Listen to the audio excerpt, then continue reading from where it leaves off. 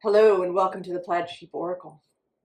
This is an all signs reading for the new moon in Leo, total solar eclipse on August 12th, 2026. Unusually, some specific tarot decks and oracle decks are out for all of the signs. I don't think all 8 decks will come out for every sign. But usually I leave it completely open, and this time these decks are chosen. There's also 2 cards, one from the Queen of the Sun and one from the Queen of the Moon, that have been pre-chosen for each sign.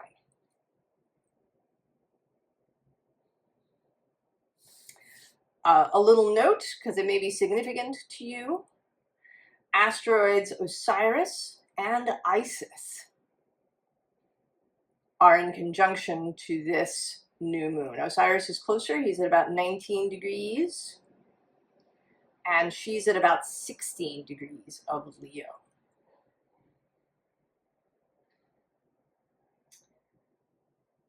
The cards that came out at the bottom of these sun and moon decks are boundaries and abundance. When I was done shuffling. Also may be significant.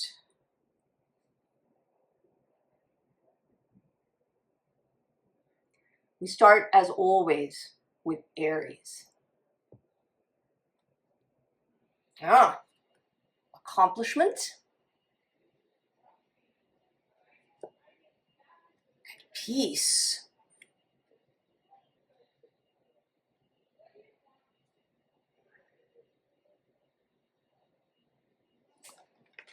Oh, do that. Put those in the middle there.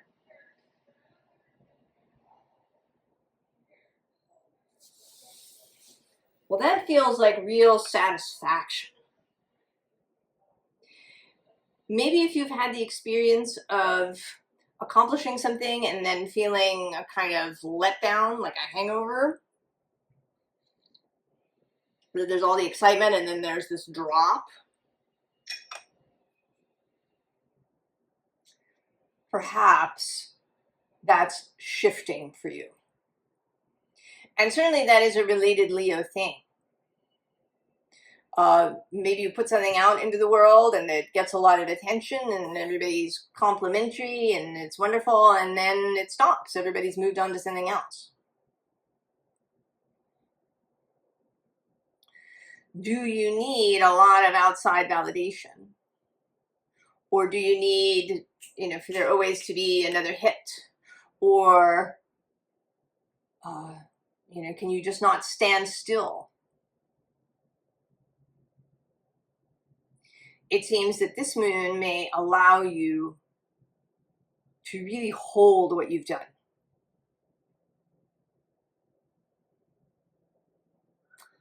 Let's see.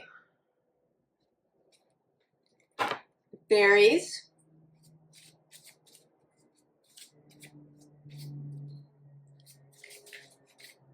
Not surprised to see them. They were out a little bit, not this deck, but fairies is an energy. We're out in the Leo full reading.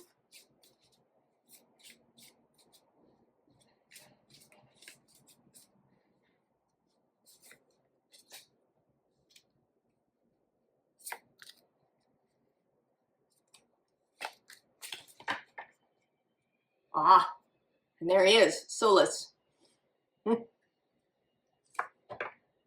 And the Master Maker on the underside. Aries. Oh, G Hobja. He is about knowing whether something is genuinely an obstacle or not. Is something a real concern or an obstacle or something that needs to be dealt with? Or is it something you've conjured in your mind? Oh, Loafus the Wild. and lists of the shadows coming out. So this definitely seems, I want to say that you are clearing out some stuff around your creations, whatever they are, whether they're works of art or craft, or you're a healer and realizing what help some client of yours needs to get their health back. Whatever the doing, the creation is in your life, you're learning to distinguish between something that's a genuine issue to resolve and something that's just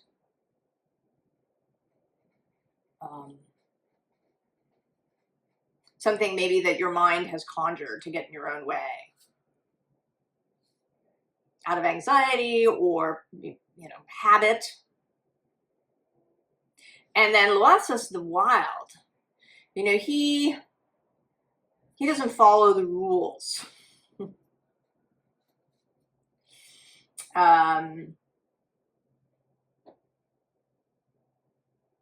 And he can just show up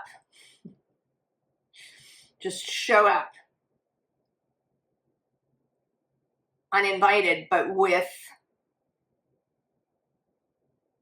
information, with a gift, with perhaps a breaking up of things.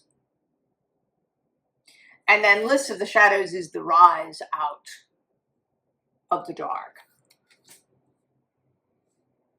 So finding a real peace, a real clarity around whatever it is that you create. The ability for a creation both to flow and for you to really enjoy it. Enjoy the process and then enjoy the aftermath. Savoring.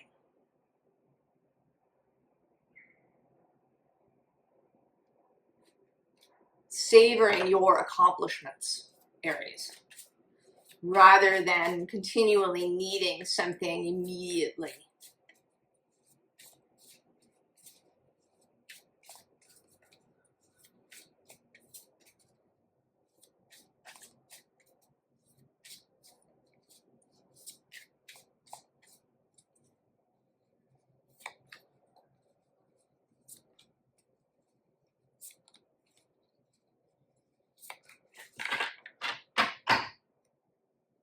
Well, Three of Wands, virtue in this deck, the Sun in Aries, and Mastery on the underside.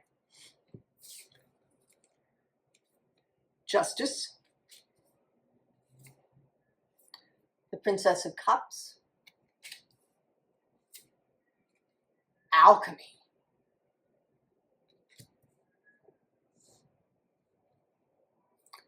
and the Three of Cups, Abundance. It may be coming back to really feeling excited about what you do. That perhaps you've been, stuck in some sort of drought, or, not feeling connected to what it is that you do. But here that this heart energy of Leo is coming back. Feeling inspired, feeling connected to what it is that you create. And this could also, I'm going to say this could apply to many things. If you have children, maybe you were feeling in the space of exhaustion, that you'd lost a feeling of joy around being a parent, and that can come back.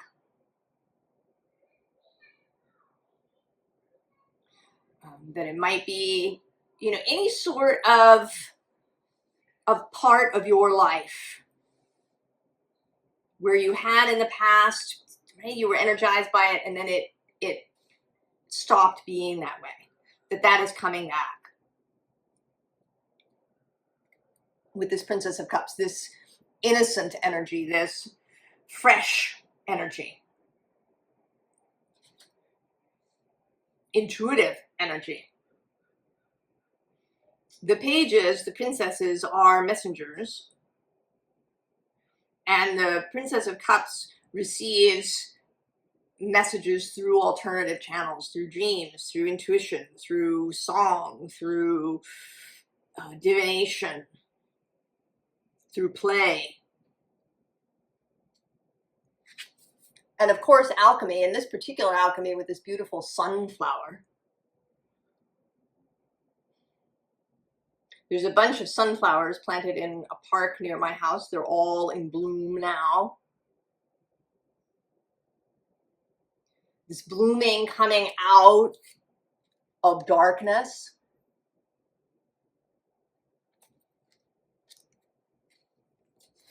And then celebration. Fun. Sharing things with others. Maybe you went through a period where you didn't want to share anything, where you were feeling really sensitive or insecure, shy even. Not a word one usually associates with Aries, but maybe. It's under virtue. Oh yes, it's the Ten of Swords. Something ending. And the Tower. And then there's strength. Leo's card. We also have Valor, which is Mars, your planet, in Leo. Getting your courage back, getting your mojo back. Aries. Getting your mojo back.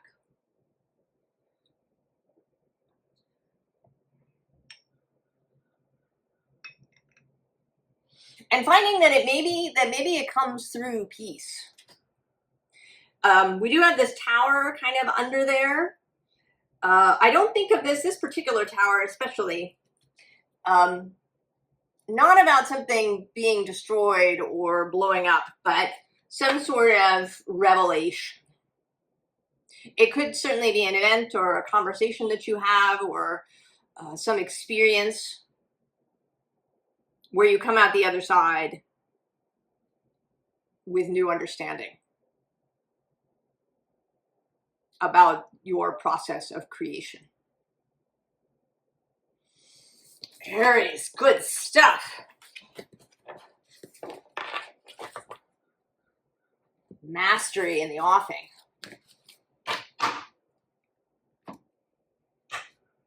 Taurus. Taurus, we have chosen, pre-chosen, Queen of the Sun, Queen of the Moon. Oh, action. And discernment. Oh, show you together.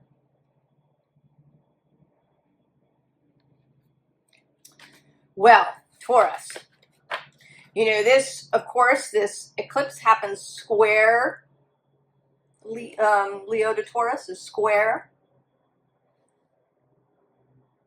There may be a lot of pressure to act in some way. Currently, as I record this, Mars is sitting in the final degree of Gemini, and there's actually a little bowl happening from the South Node in Leo to Mars in Gemini to Chiron at the 0 degree of Taurus to the North Node. And then Venus is in a grand trine with Uranus and Pluto from Libra, where she's at home. So there may be pressure to act. There may be a sudden revelation, oh, that's what I need to do. But there is also a call here to discernment. Let's see. Oh, Southern Oracle.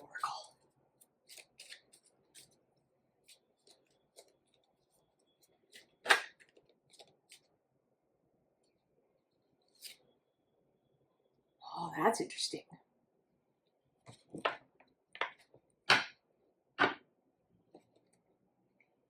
Oh, yeah. See, on the bottom is a little something I threw together.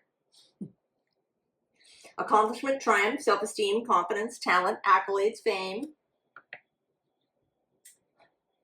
On the underside is God don't like ugly. And what that means is nastiness, strife, resentment, arguments, spite, revenge. And this card got itself seen. This. It's this.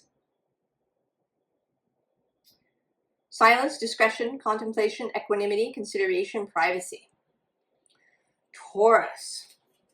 So it seems that the discernment that we're talking about is not actually about whether to take action or not, but discerning who to tell. There may be that Leo push to do it really visibly,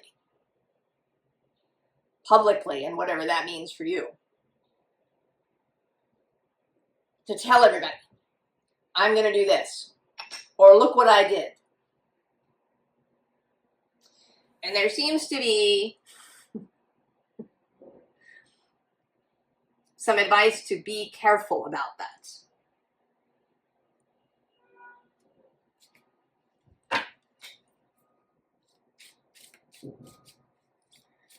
To maybe not, at least initially. Oh yeah, Queen of Wands, getting herself seen. There may be a desire to get some applause.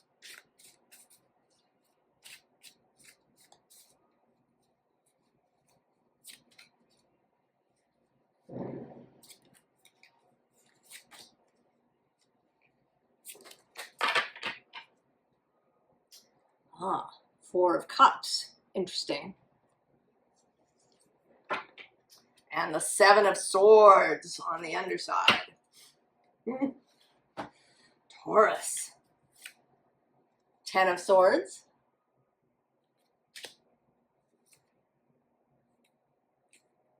The Knight of Coins. Hierophant, that's your card.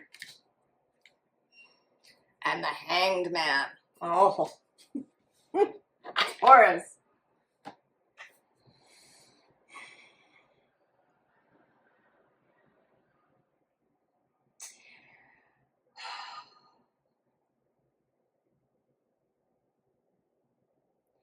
There's something here about cultivating personal satisfaction.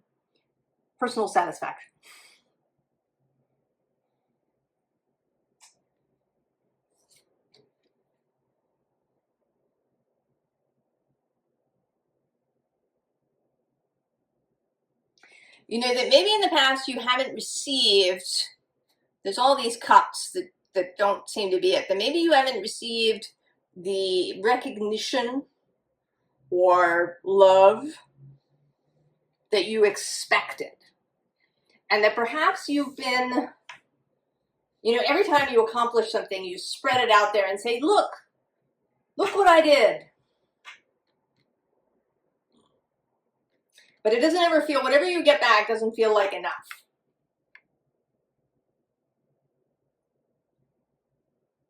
It makes me think of this Northern Exposure episode where Ed Chigliak is studying to be a shaman, a medicine man, and he helps this wheelchair racer woman with her issues around external validation.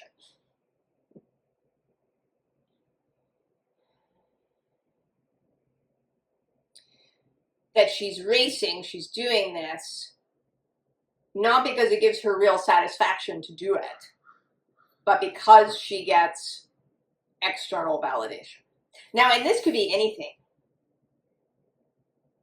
This might be, you know, something really showy that you win awards or you do these kinds of things. Or it could just be, it could be other things. It could be that you're the problem solver in your space.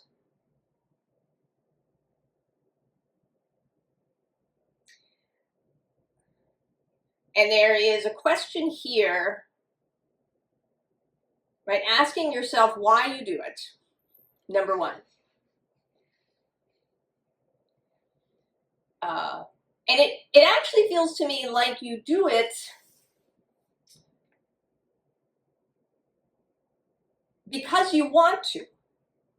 I don't think that you're doing whatever it is solely to receive something back.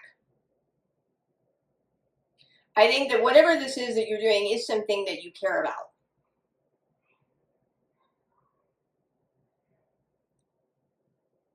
And what this moon is asking of you is that you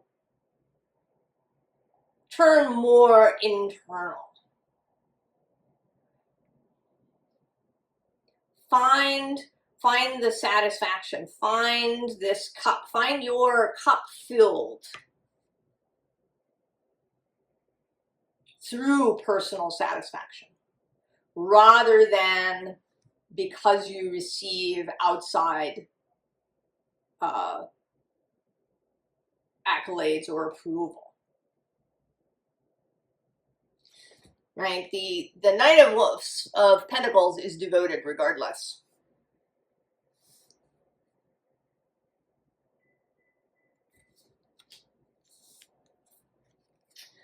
And the Hierophant too. He is devoted to his faith.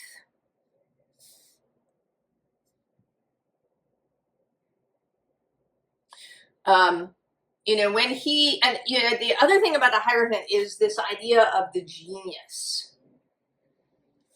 If you've ever watched Elizabeth Gilbert's TED Talk, she talks about the idea that having, that in the ancient world you had a muse, an external genius, a spirit, a deity, an energy, a non-physical being who assisted you with your creation.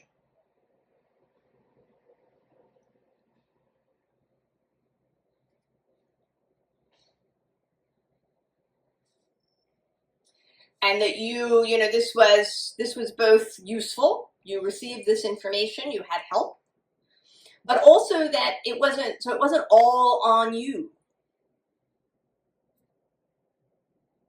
But here I think it's mostly that you really open up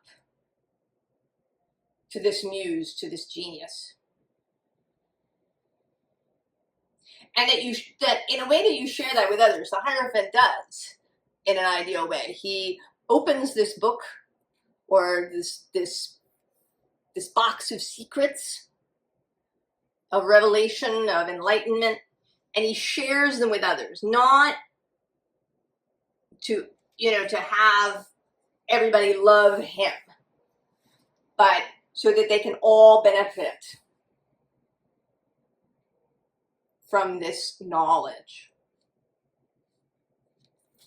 And to the Hanged Man, seeing things differently,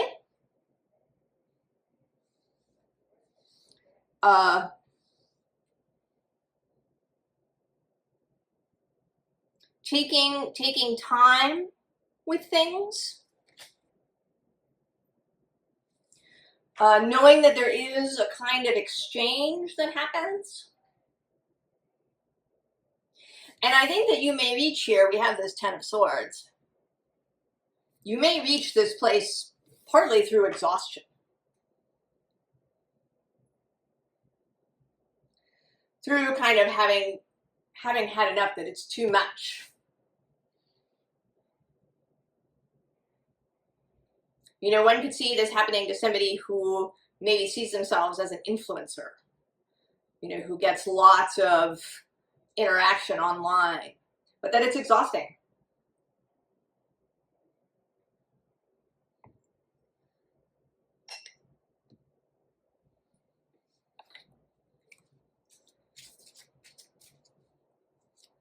Do it for yourself.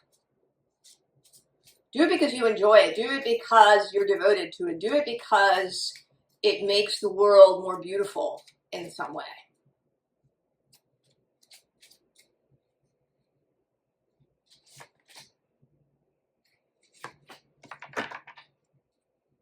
Ah, yeah, Earth. The sun is like right in my eyes. Taurus. Who's on the underside? Oh, it's the sun! And who do we have? Oh, we have rain, this fecundity, and the mountain with clarity.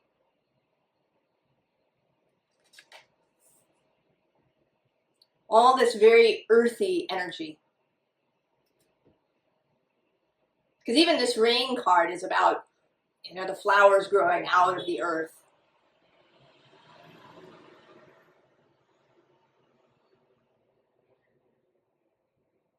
Feel that satisfaction for yourself. And also, you know, who maybe you share these things with.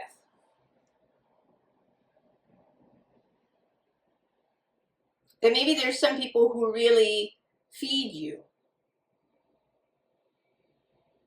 Maybe there are people who have real the ability to give really constructive criticism. People who want you to succeed, people who are interested in what you're doing.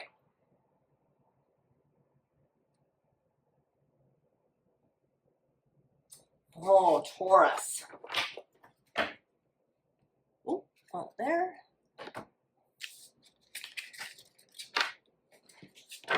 Personal satisfaction. Taurus. Gemini. Gemini, we have a card from the Queen of the Sun. Oh, vitality with Letha. That's midsummer. Oh, and the path. And I'm seeing here, we'll see, the sun is quite bright. There is this, right? They both have this kind of portal arrangement.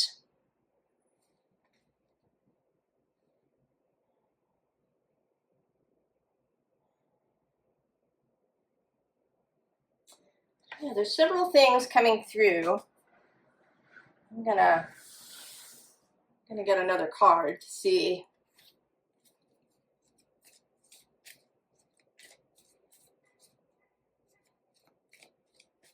Get a little clarity.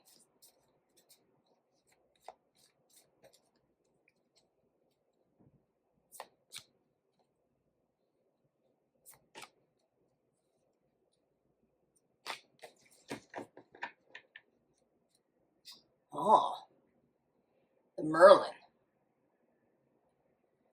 Alchemy, justice, balance. And the frog on the underside.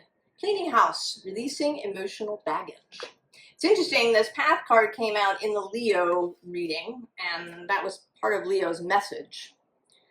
Clearing house. The bee. Luck, industriousness, sweet victory. Truth.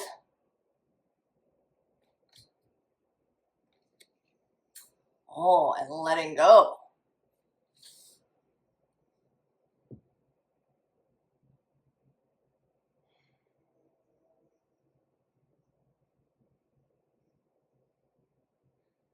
Oh, that's interesting.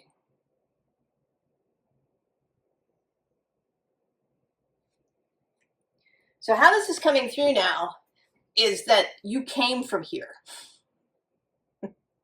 This is where you came from. But you're looking back. You know, you're in this new place, and this is the new place. But for some reason, you are looking back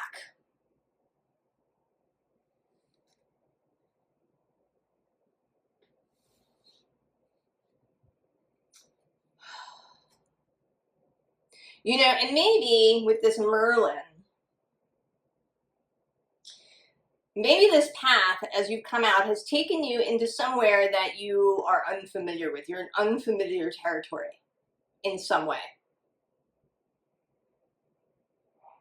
I don't even want to say that it's out of your comfort zone. It's just, I kind of hate that phrase, maybe because everybody uses it. It's just unfamiliar.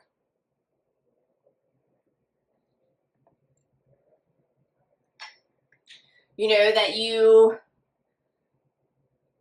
maybe you've changed career paths later in life, in your 40s, 50s, 60s. You've changed career paths. And so you may have achieved mastery. You may have been this Merlin in where you came from. And you've been looking back. It's making me think of this book. Oh, Margaret Roach, is that her name? She was somebody who worked for Martha Stewart's company, and she retired and created this other life where she built up a garden, and she has, I think she still has, a podcast about gardening, and she wrote a book.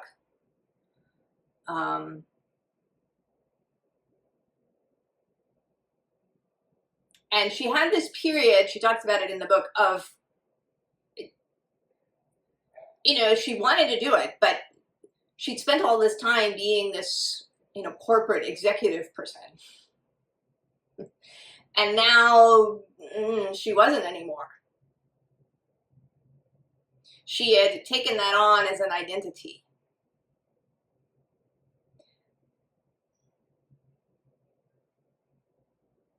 So there is something here. We have this luck, industriousness, sweet victory. We have truth that are available, but there's this letting go. There's all this vitality available. But there's a need to let go of whatever the previous thing was.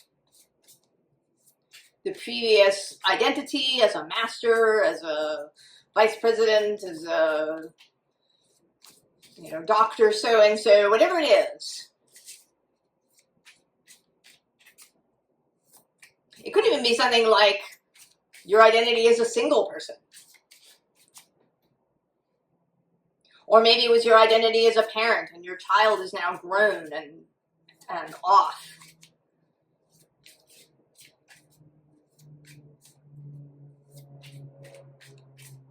So it's not really that you're not really out of your comfort zone. It's something that you're excited about. There's all this vitality. There's just a little bit of something keeping you looking back at what was nostalgia. Oh yeah, here's the Queen of Wands. She doesn't look back.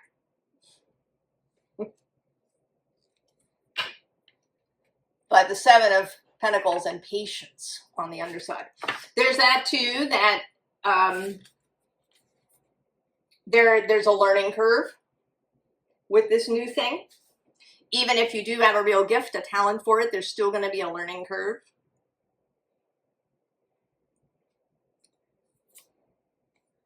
Queen of Discs as well. Five of Swords, defeat. Oh, death. And then the Knight of Discs. Okay. So she's got a little bit of looking back here too. I think you're just uncomfortable. There's this Five of Swords defeat thing. Then this death thing, is it, you know, if you give up whatever the identity is it death? But then there's this Knight of Discs with devotion. This is his second appearance. I'm interested to see if he shows up a bunch more times through the readings, because certainly we're in this Leo energy of creation and being seen and shining, vitality, this Letha energy of the peak solar moment in the sun's space.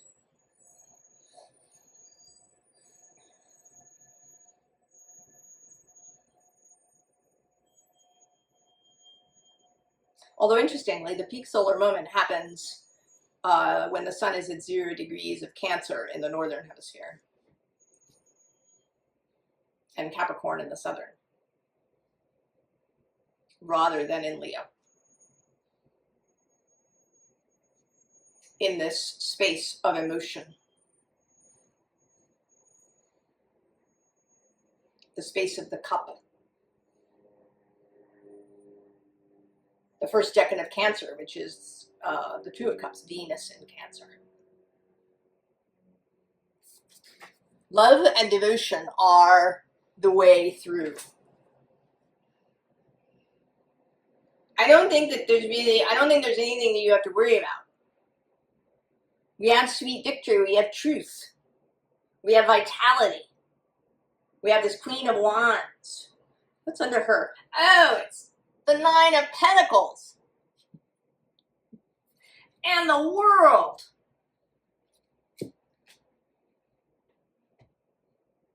So the prospects are all awesome.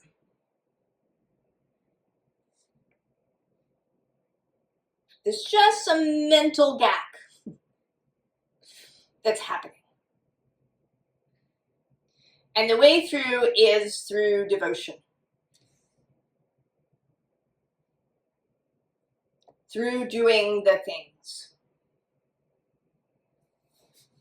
Through continuing the learning.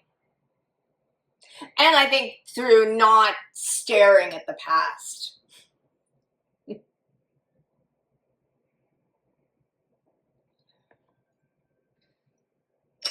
Right? He's kind of calling to you. Look this way. Where are we? Look this way. Look forward, Gemini. There's all this juicy sweetness.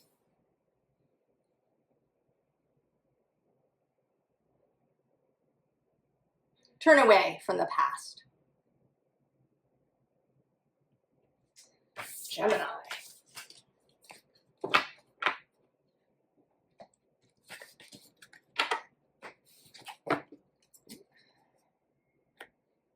Get up for a second. Close the window a little bit.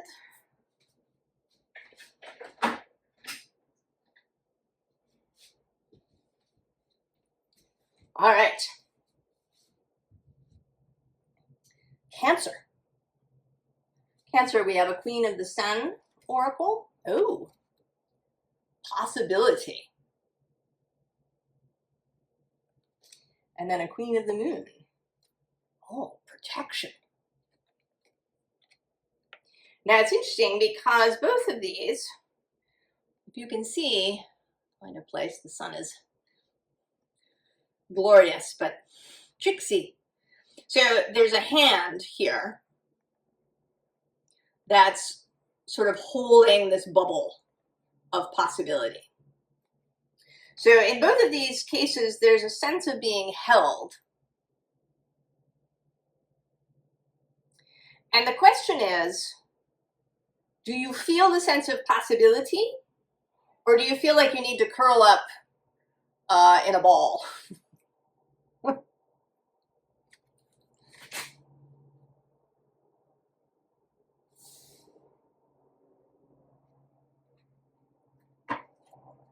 Cancer. It is a lot. I mean, we've had a lot. It's been a lot. All of this energy. It's been a lot.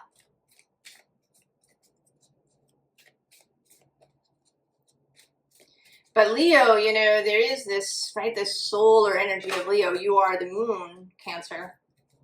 But as I was just saying, actually in Gemini's reading, the peak solar moment in the Northern Hemisphere happens at 0 Cancer. That is the midsummer, summer solstice day. So you hold the energy of the peak light, Cancer.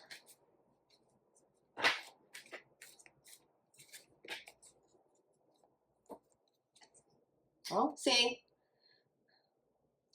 novice. This energy seems to be coming out quite a lot. What's this? Oh, and truth. More. Right? That's kind of a solar word too. Truth.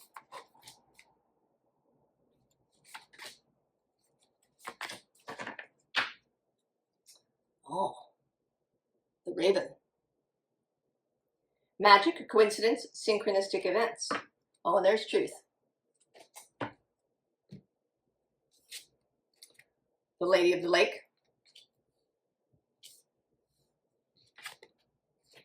The King. And birth, rebirth. Oh, Cancer, personal power.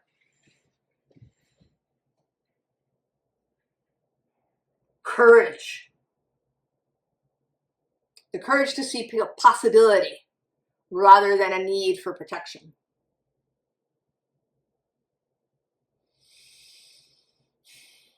You know, your planet, the moon, joining with the sun.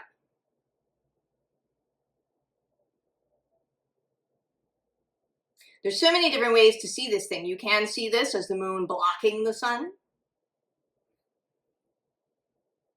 But you can also see this as the moon joining the sun.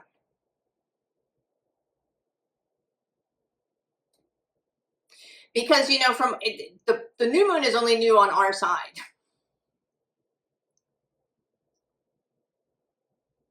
From the moon's perspective, she's fully lit. Right? She's facing the sun. It's a meeting.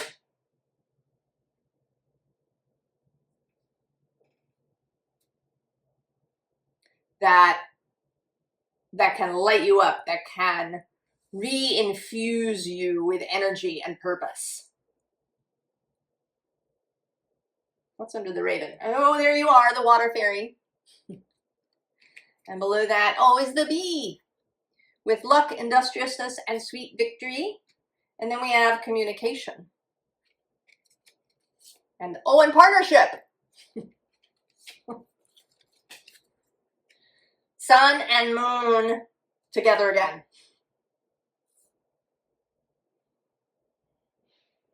There may be something that happened at the Cancer new moon that we had earlier this year. Possibly.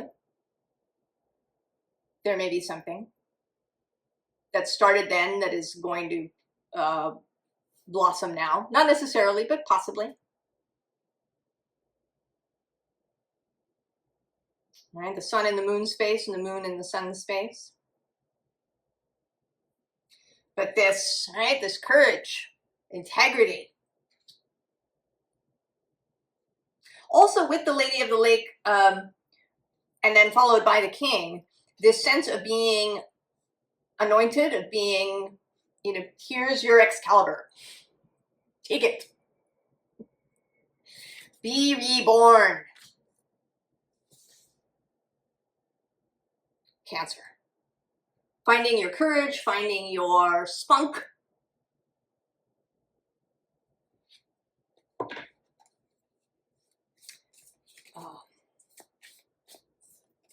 There may be something here about magical practice, for sure. We do have the raven. There may be an uptick, a blossoming of psychic skills, of magical skills. That may be something that perhaps had its origin at the Cancer new moon, that something was developing there that now bursts into the light.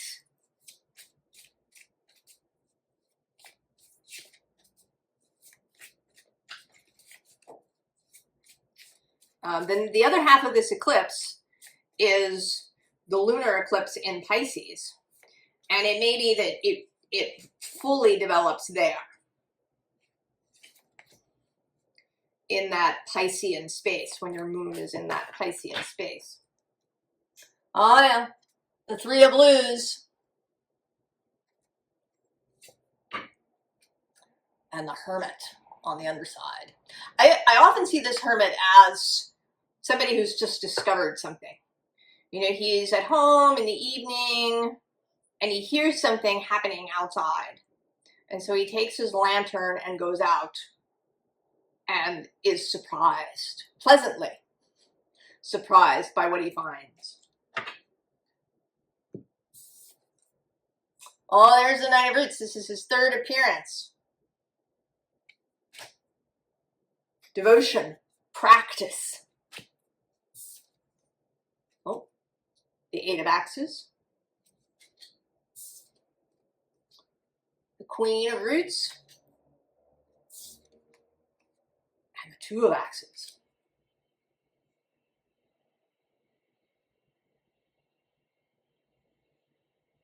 So there is something that's like waiting. You know, this is not traditional Eight of Swords for me. This is a moment of waiting, like,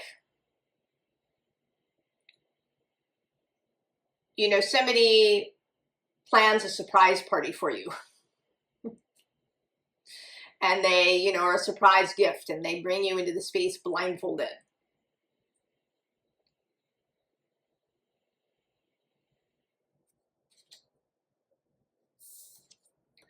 And then there's the surprise.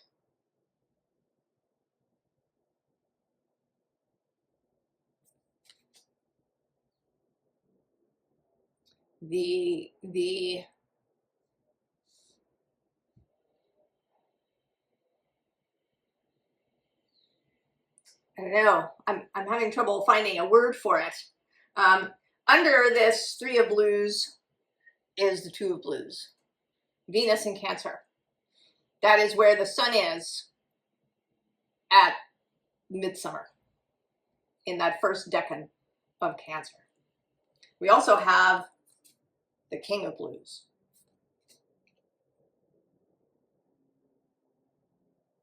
So I think there's definitely something here about psychic skill. There may be something here with the Queen of Roots about manifestational skill.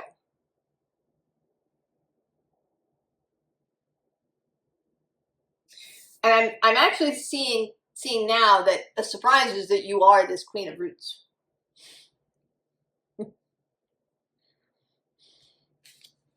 It's like you're here and you're getting a makeover and nobody lets you see. You don't get to see, you know, what clothes they've put on you, or, you know, how they've done your hair or anything.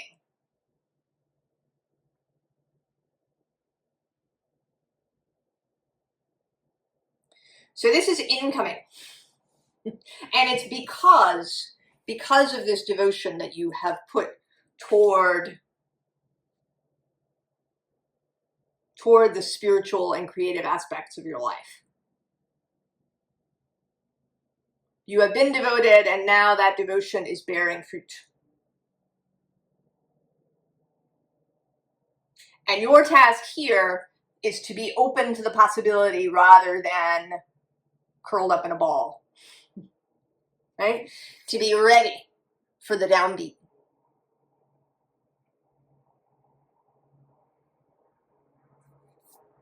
To know that even though you are blindfolded, that all is well.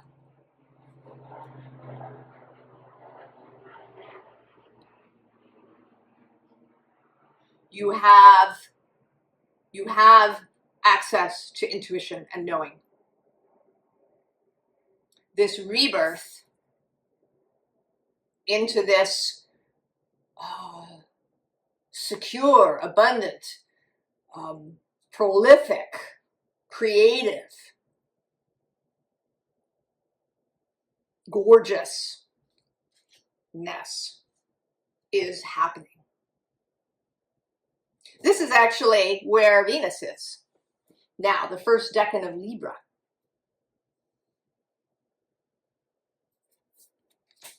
She's home in her space. Cancer. Oh. That's exciting. Receiving Excalibur. Leo.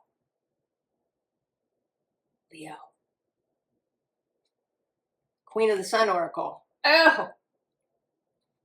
It is the Queen of the Sun with power. So good, Leo. And the Queen of the Moon? Oh. It's fear. Oh, Leo. Oh.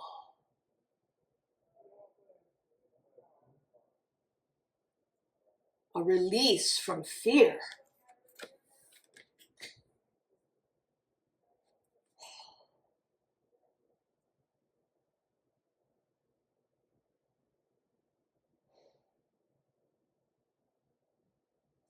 A return to self, a release from fear. I was saying in Cancer's reading that the moon, when we have a new moon, we don't see the moon. It's dark in front of the sun. But from the moon's perspective, she's all lit up. She's facing the sun. There's no earth between her and the sun. It's an open meeting. And it may be that your moon has been carrying some kind of fear. That often is where fear exists, or how it is manifest in our life, the things that we fear can be seen through the moon and the moon's placement. And now that's being lit up and seen.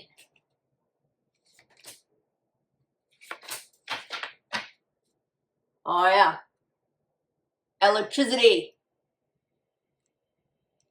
And on the underside, gravity, groundedness. Electricity says wildness. Music with joy. Speed with movement. The outer core with fluidity, this Venus imagery. And the water with creation.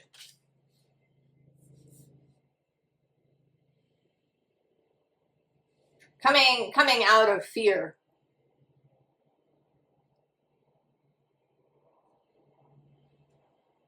Coming out of a fear that may have been paralyzing in some way.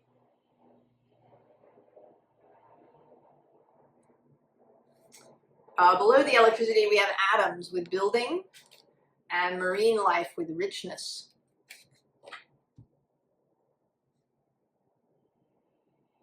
I'm wondering if maybe your fear was that you had dried up in some way. That you weren't feeling inspired, that you didn't have any new ideas, that you felt kind of blah about life. And it doesn't have to be artistic ideas. It may not be that you have writer's block. But that you just felt life was kind of flat.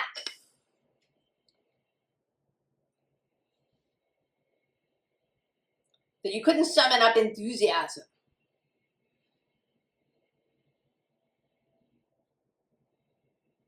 That you were in some doldrums. And maybe that a fear started to build. It could be that you've experienced this in the past, but maybe it's gone on longer than it ever has before. Or it's more intense, or maybe because you're older, you feel it more acutely.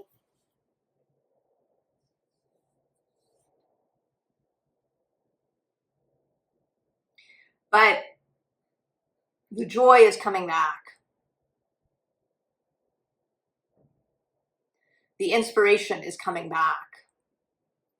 Venus is moving through Libra, sextile your sign. She's also in a grand trine with Uranus and Pluto. So there is this energy of a transformative innovation whose basis is beauty and harmony.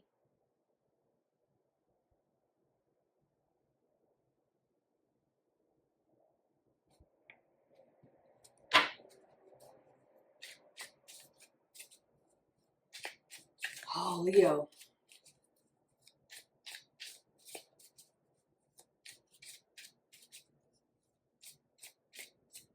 The return of inspiration and vitality. You know, it has been a deeply intense time, this whole Leo season. And even before then, since the beginning of this year, it's been intense. These transformative energies, this call to forget the map, to turn into the future, to envision what we want and, you know, head toward it with open hearts. The big wave.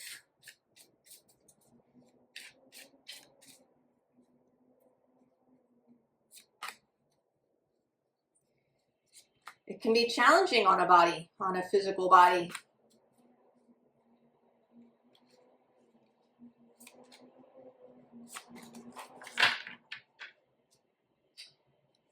Oh, the Six of Cups.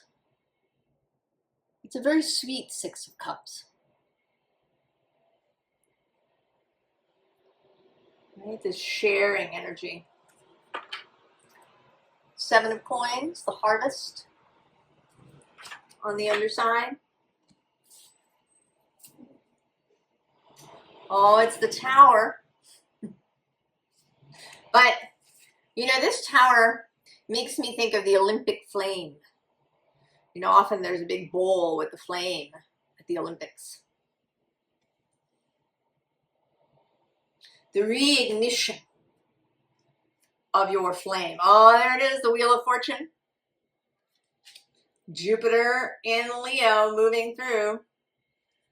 Queen of Cups. She is, of course, a card of deep feeling. Also.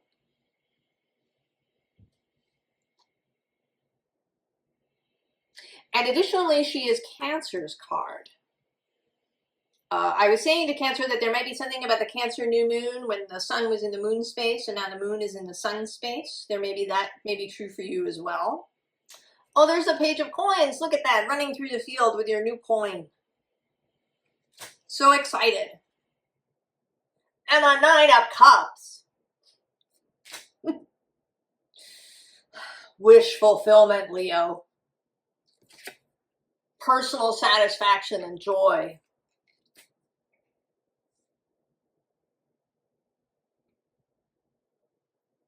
All is well, Leo. There has been this sense through the signs of the mojo of each sign coming back. I think we've all been under tremendous stress. And it's the stress of birth. But the mojo is coming back. What's under the Six of Cups? Oh, it's the Fool. Leo. Need we say more? No. Your flame is reignited and your wish comes true.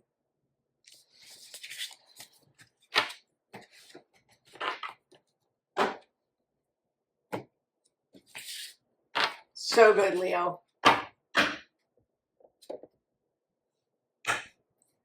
Virgo. Virgo, Queen of the Sun. Oh, resilience. And the Queen of the Moon, self-love. Oh. You know, Virgo, maybe you've prided yourself on your resilience, that you're tough, that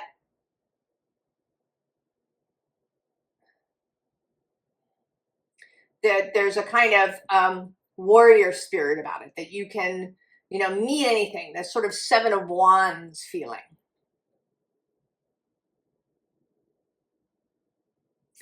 But this is asking for something softer.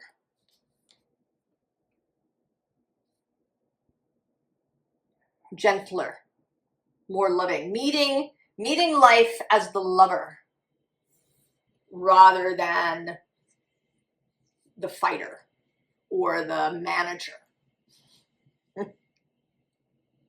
That might be more appropriate for Virgo, that you've been managing things.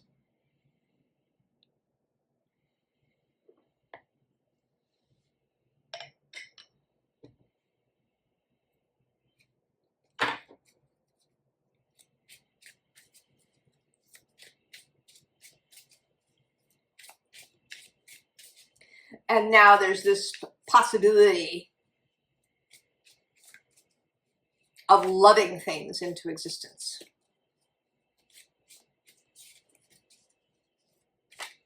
I once asked the guides about a problem I was having sort of in my neighborhood, a little issue. And, you know, did I need a binding spell or a protection spell or something? And the answer was love, to fill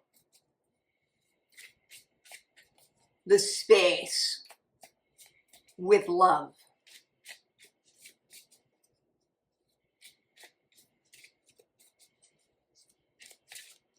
Because then there would be a mismatch of energy. The trouble couldn't come.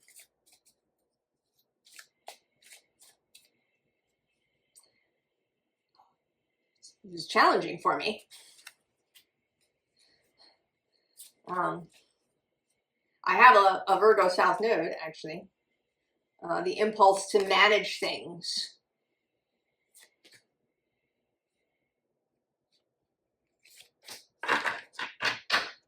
is strong. Oh, and there it is, 9 of Coins.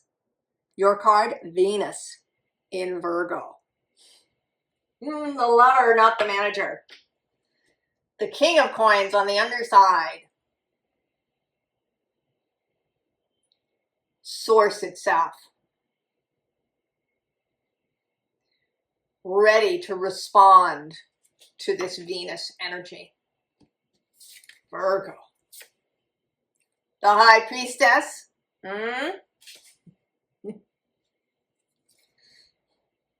The King of Cups. Oh, the 5 of Cups.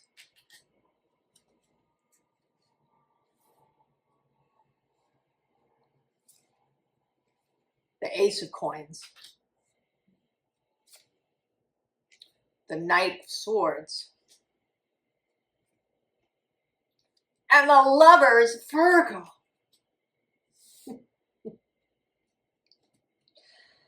Oh. Just, do you feel that? That energy of relaxation, right? Of allowing, of not managing everything. Who's under the 9 of Coins? Oh, it's the Page of Coins.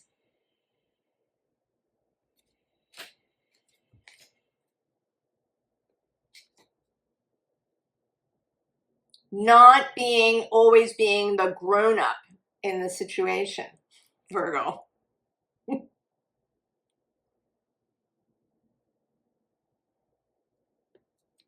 Right, there's this 5 of Cups, but, you know, interestingly, he's kind of not seeing the cups at all. He's seeing this King of Cups. Also, Source.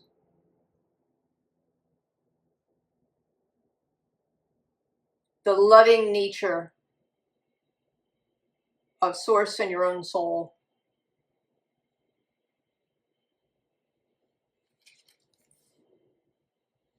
It's from there that the new thing is manifest.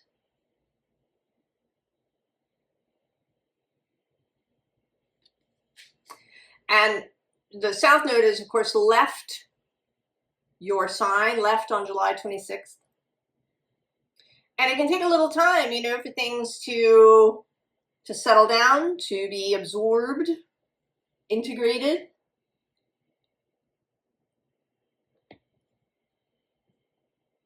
And this moon, this heart-based moon in the sun's space, this eclipse, and that is followed at the end of the month by an eclipse when the sun will be in your sign. The final Virgo Pisces eclipse, although the nodes have moved 4 degrees of Pisces.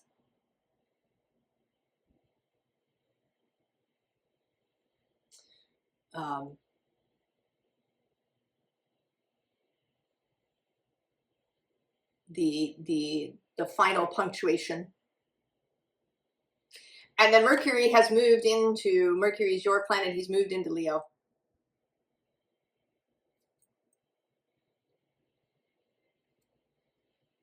Right, this gorgeous energy. I often talk about the eclipses as being like prisms, revealing what lies inside. And then the Lovers,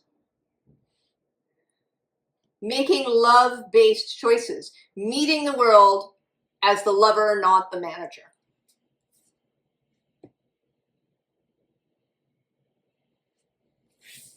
Virgo.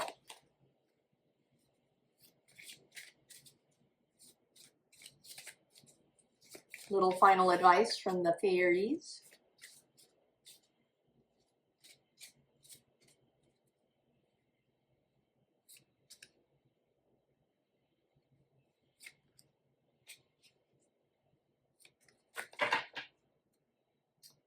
The Journeyman. And the Laume, who is about reciprocity, giving and receiving. Most notably receiving, Virgo. Oh, there she is. The dark lady. She doesn't manage anything. The Rar, also not a manager, a ball of energy that's freewheeling through the forest. Oh, and the Glen Conner. Now he is about seeing, right? He's got this metal here on his third eye. He's about seeing what's really there.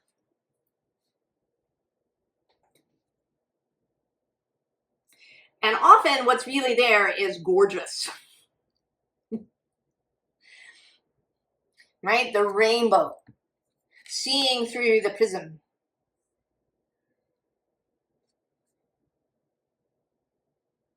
Seeing the beauty that is there. Seeing the world as the lover rather than the manager.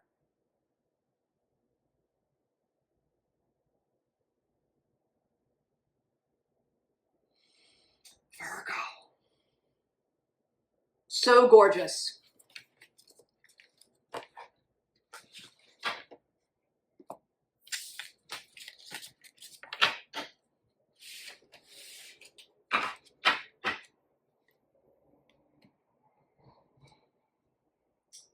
Libra. Queen of the Moon. Sekhmet, protection. And acceptance. Acceptance. Well, Libra, this certainly seems like coming into connection with someone or possibly something.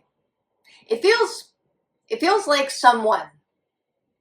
There has been this energy through the signs of getting your mojo back And it may be that this is getting your relationship mojo back. Opening to love again. And this doesn't have to be romantic. It could be that you had, maybe you had some difficulty with family or even with a friend or in a workspace where things went pear-shaped. And it made you skittish.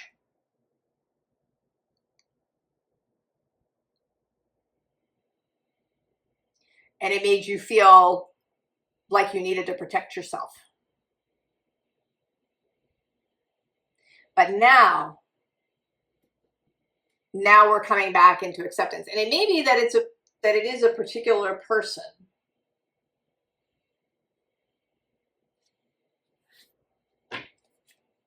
who inspires this. Or that a person just happens to appear soon after this eclipse, sometime in the next month.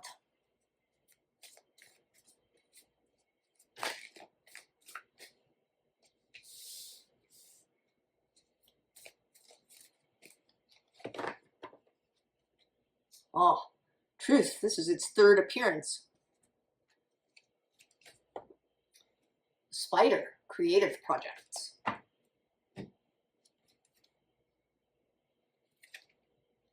The fire fairy. And the eagle. Oh. So the fire fairy says creative action and optimism, and the eagle says spirit, integrity, connection to the angelic realm. But I think this is you and this other. And I don't know which is you and which is the other. It may vary.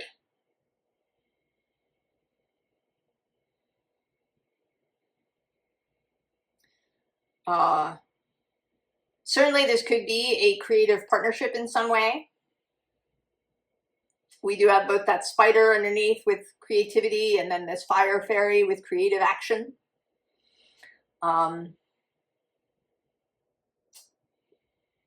This other could bring you inspiration.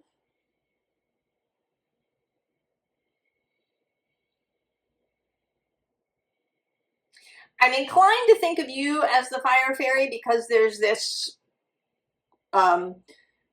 protective body posture. She's got her arm crossed over her heart.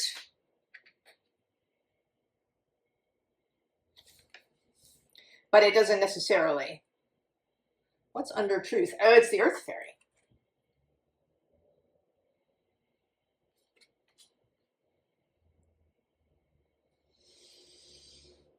I think we definitely need more. Libra.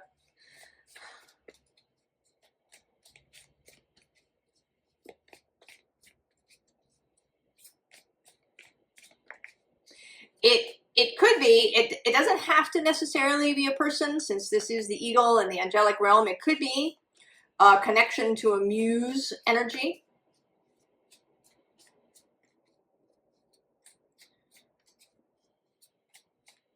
It could even be that you had some sort of bad experience in a spiritual context and that you were wary about that, possibly.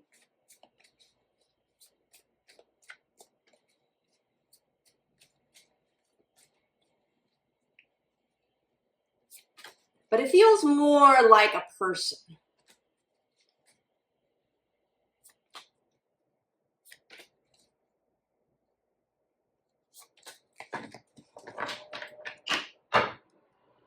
Oh yeah, the Six of Cups heads together. Nine of Pentacles, the lone energy on the underside. Well, Ten of Cups, group satisfaction. Two of Swords. The Lovers. The Three of Cups. And the King of Swords.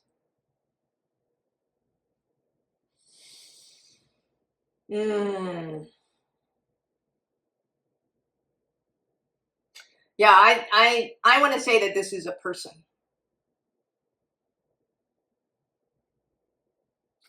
That you are meeting a person. Under that, we have the Three of Pentacles.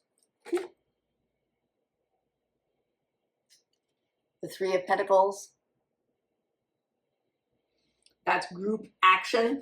And I think that this other person leads to even more people. And leads to a kind of evolution for you.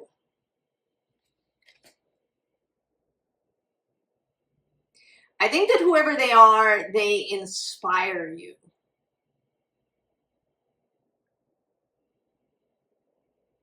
They are supportive. They are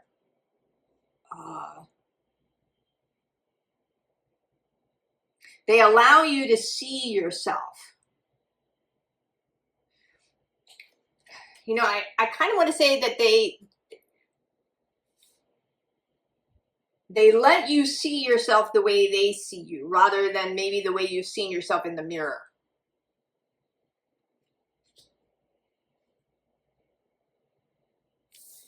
They reflect back to you a beautiful vision of yourself.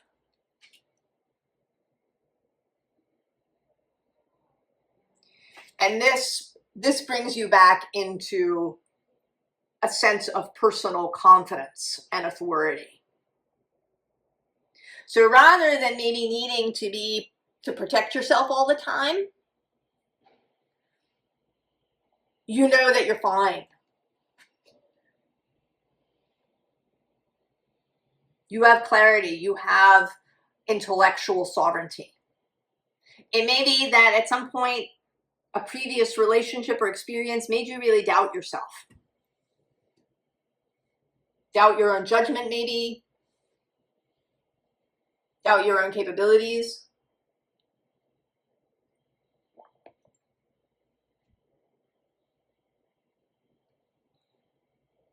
This is going to bring confidence back to you. The meeting of this person.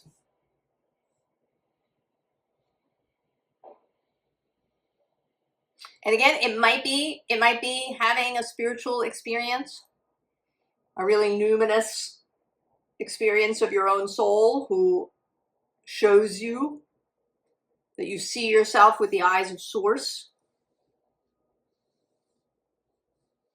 But it may also be a person, or both. That a person shows up who really reflects this to you, Libra. Who shows you your own heart, your own fiery Leo heart. Oh, that's lovely, Libra.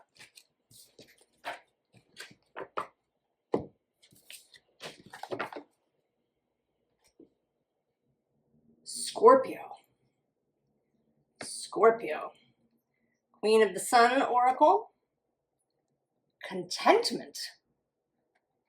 Oh, Scorpio. And from the Queen of the Moon, self-reflection. Oh.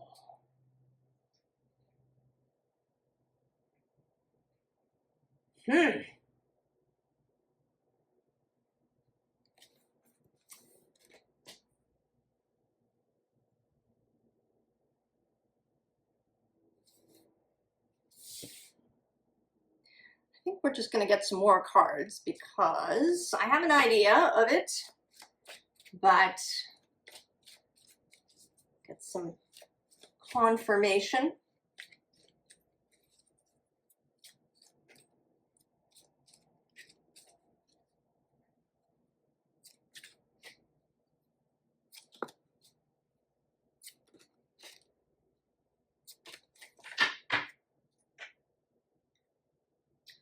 How's your mom and them? Your people, reach out, strong roots, connection, presence, reunion, foundation. On the underside, we have where you're raised in a barn, Poor manners, lack of tact, discourtesy, impoliteness, social grace required. So, family things. 2 peas in a pod. Soul partnership, resonance, true love, mirror match, blessings, life mate. 1 horse town. Boredom, monotony, small-mindedness, branch out and move on, novelty needed. If the good Lord's willing and the creek don't rise. Treasured objective, purpose, determination, smooth sailing, assistance. And honey child. Abundance, fertility, belief, succor, growth, warmth, beginnings in your prime. Oh, so I was right to wait. I think that this actually isn't about self-reflection, but about reconnection with others.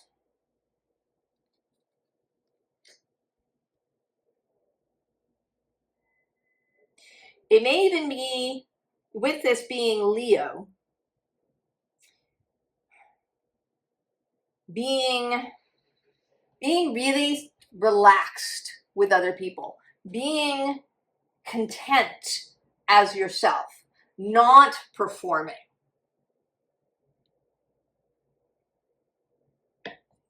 Allowing yourself to be seen as you are, you know, the makeup-free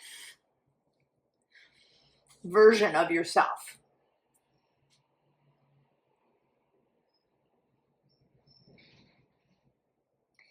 And that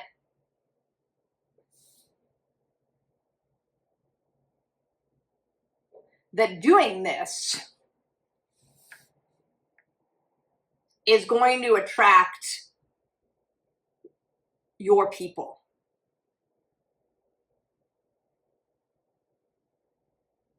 That this is a kind of energetic reaching out.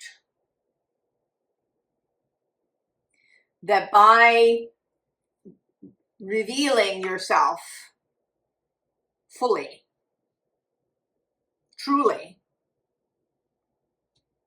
that you attract the other pea in your pod. With this 1 horse town, it may be that this person comes from a distance. All right, if the good Lord's willing and the creek don't rise, it'll be smooth sailing. That this person's going to come from a distance.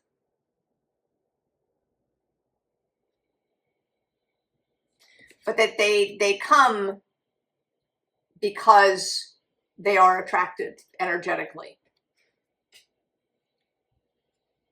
That there's this, you know, connection through the ether that happens here. This may be romantic. It might be a friend as well. Or with this card in particular, it could be that you become pregnant. If that is, I think that if that happens, it's what you've been wanting.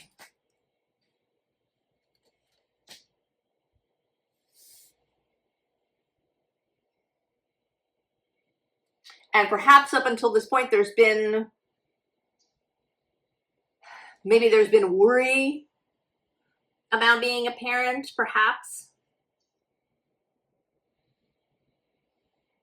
Maybe you were even worried about your family in some way, or just about, you know, if you had a challenging childhood, that you've been concerned about that. How are you going to be as a parent?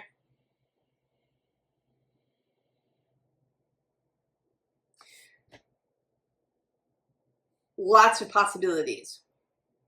But it is definitely a human being that you are attracting. Lover, friend, child. And it is a personal relationship. This isn't really about work, although it could come through that. But if it does, there's a strong personal component.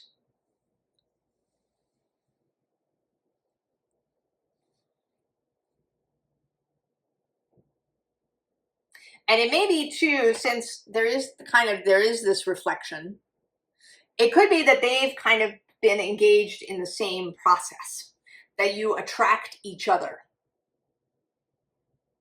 You are the two peas in a pod.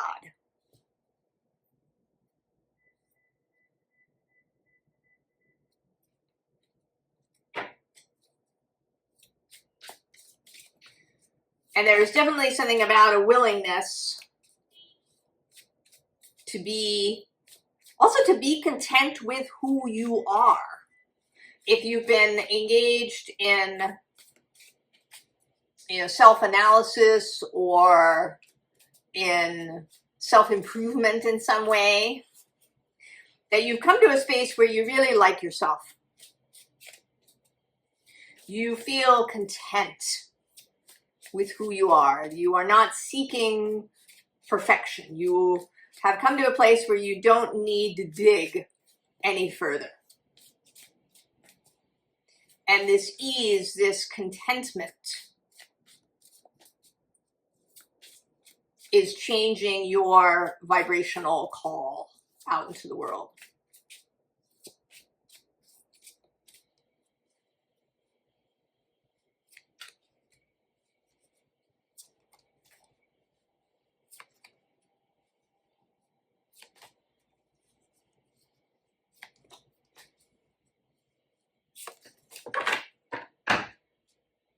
Oh yeah, there you are on the bike together.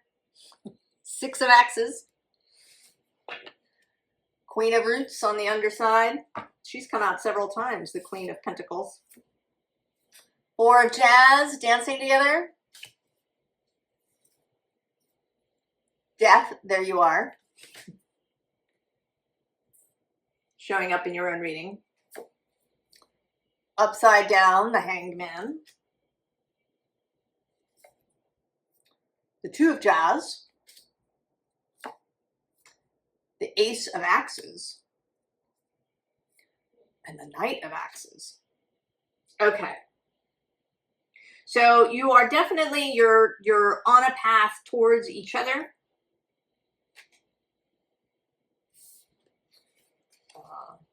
You are right for each other. Right? There's kind of an echo here. There's Four of Wands kind of idea here. And then there's you and them. So you've been on similar paths, but you're not the same person. You have different skills, different gifts, different personalities, certainly.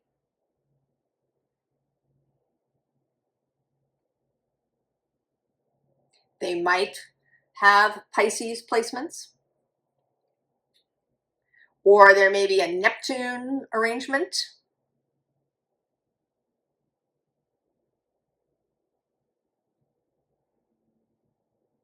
Happening. There may be a Neptune-related synastry placement in your charts, perhaps. But mostly, you have both been on this. I wish there was a different word than path or journey. This process of growth and change and transformation and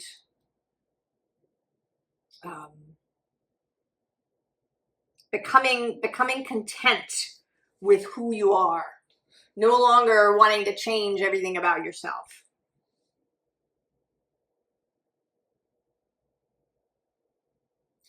And then this meeting creates this Two of Wands, the beginning of something, stepping out into some new space. And I see this also as you. So there's definitely something new, something exciting, something unexpected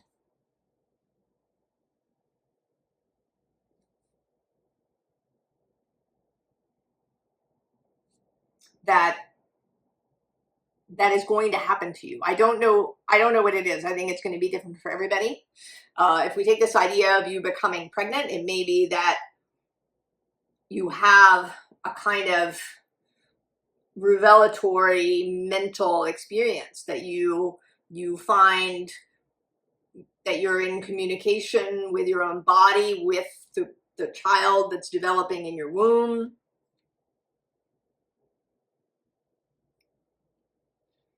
You may find more inspiration in your life. You may find you're more open to new ideas, even that, you know, not, I want to say not that you're open to them exactly, but that they begin showing up.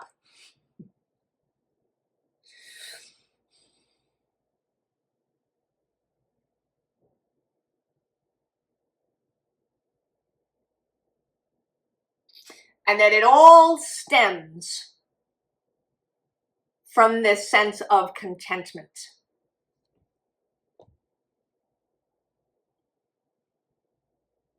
Knowledge of your inner strength.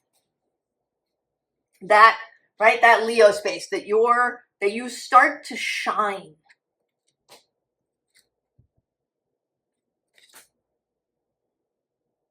In a way that you haven't before, and it leads to this meeting, and then further into, you know, some new idea for you. Essentially, Scorpio, keep on as you have been. You're doing great. Right? Here you are as you're fully as yourself in your own reading.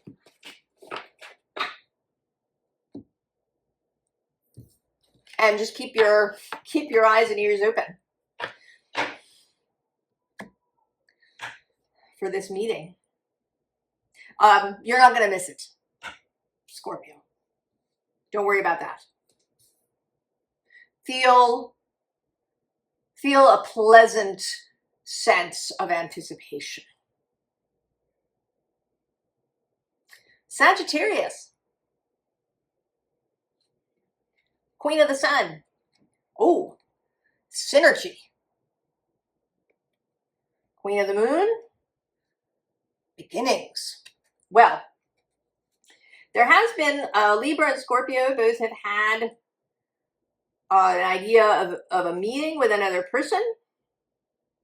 That could be what's happening here, that you meet up with somebody, maybe somebody who's very different from yourself. But there's definitely a sense of maybe previously mismatched, or events, people, things, ideas that you didn't normally think of as belonging together, coming together. This moon is trine your sign, of course. Jupiter, your planet, is moving through Leo. There is this energy of expansion, of creation, of maybe a new belief in yourself, in your ability to create, in your ability to shine.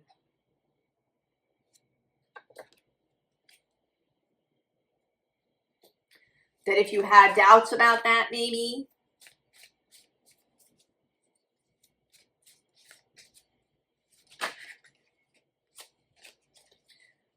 now the doubts will be dispelled.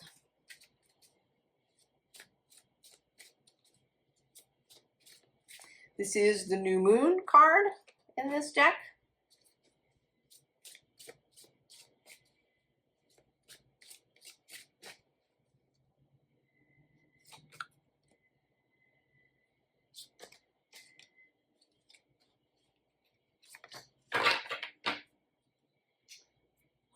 Clearing storms.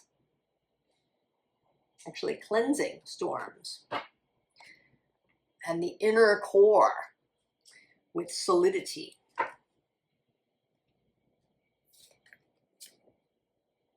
adventure, south. Plants, growth. Mountain, clarity. Well, any kind of remaining fog, confusion, doubt, self-doubt, there's the opportunity now for that to be cleansed, for the storm. I did a reading about this being the time of inundation, and it seemed to me that this particular inundation, it happens every year, had a very cleansing, clearing quality to it, that the waters were kind of going to rush in and rush back out again. And we do have this depth leak card. So there may be a feeling initially that you're underwater, but it's going to clear. I'm also having a kind of, this doesn't usually happen to me, but there's a sort of direct message about an adventure in the mountains. That might just be for a handful of you that you're going to take a trip. Maybe you're going to learn about mountain climbing or have a vacation in the mountains. Perhaps in the winter, which is your season, you're going to go skiing or learn how to ski.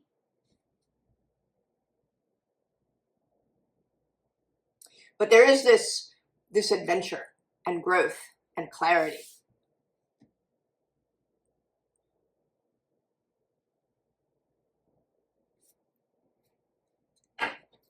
That is happening here.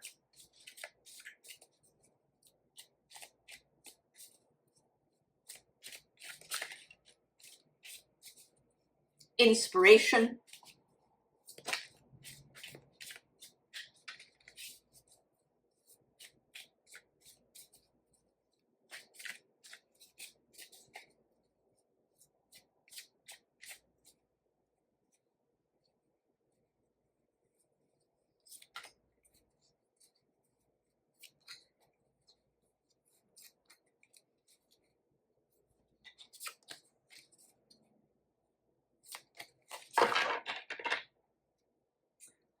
Ah, the Nine of Wands. That's one of your cards. The Knight of Coins underneath. He's appeared several times. This energy of devotion, of continuing, of dedication, of practice. Eight of Swords. Queen of Cups. She's also appeared several times. The Ace of Coins. The Four of Coins. And the Four of Wands.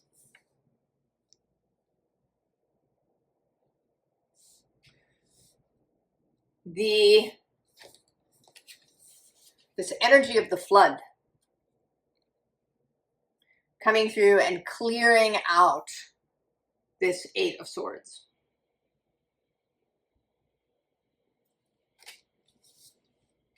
The Nine of Wands is also about persistence.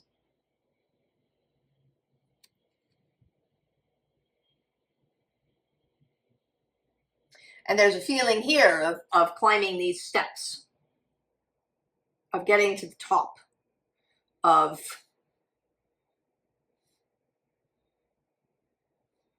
kind of getting on top of things.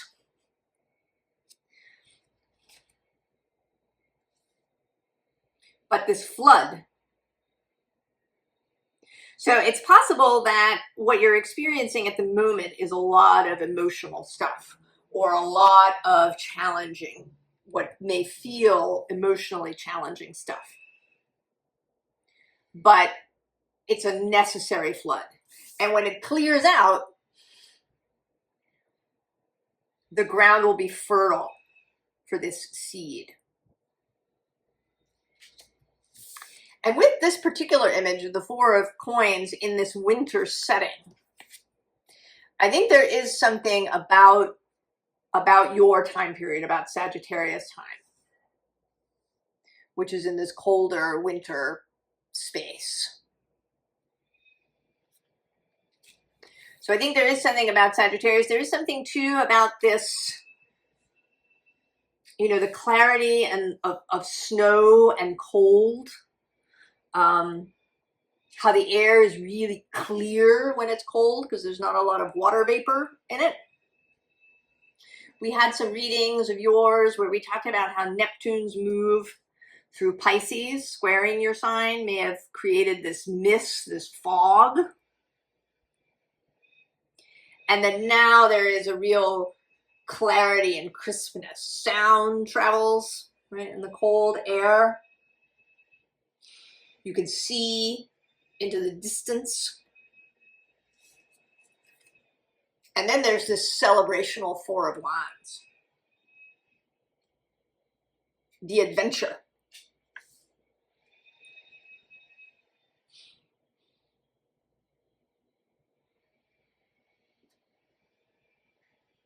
I think this moon is going to help you clear out self-doubt. Because that's really what this feels like. Is self-doubt. The sense that you don't know where to go, that everything has been cloudy and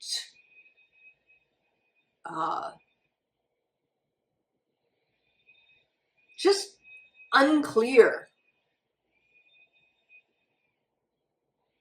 And now there's this sense, this real sense of the beginning, of the fog clearing,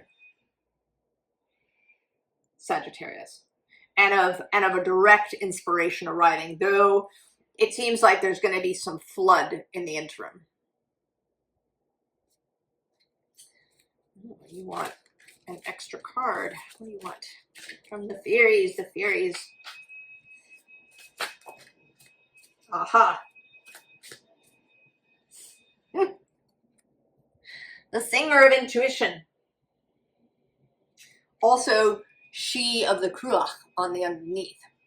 So this energy of water, of intuition, of the consciousness realm. This Queen of Cups. So pay attention. Pay attention to synchronicities. Pay attention to intuitive ideas. And it may be that because you spent all that time in the fog that you felt like you were mistrusting these things, or maybe they didn't come in the way that you expected. Maybe a new channel has opened up for these things to arrive. But they are there. And you have everything that you need to see the messages. And to feel that spirit of adventure. You know, whether you go anywhere or whether it is the adventure of your own life. That. Sagittarius, exciting.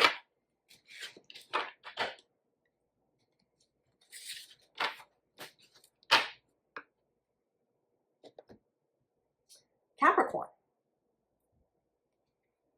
Queen of the Sun. Oh, preparation with Mabon. We're coming up on Mabon. That's the fall equinox here in the north. And the Queen of the Moon, action. So, preparation and action. Preparation for action. Capricorn, that's very direct. Just how you like it.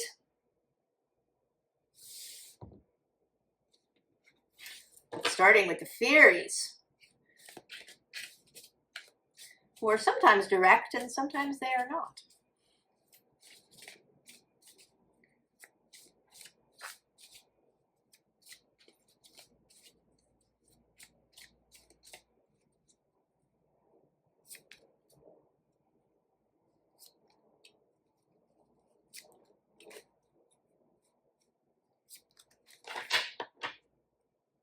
Oh, and there she is, the Lady of the Harvest. And the Laume, making a second appearance.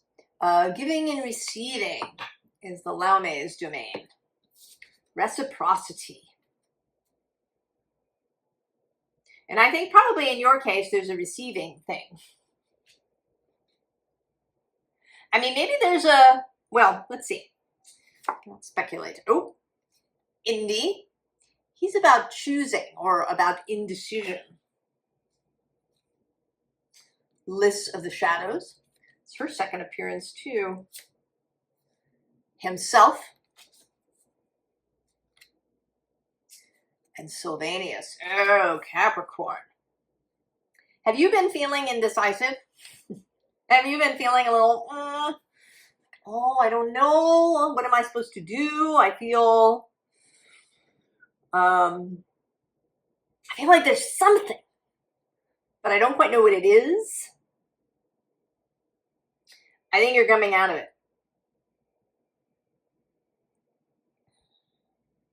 That if you've been feeling indecisive, unclear, you don't know how to proceed, I think that's clearing out. That you're going to be rising out of confusion, out of the shadows, into this, right, himself. There has been an energy through many of the readings of regaining mojo, of coming back to the self.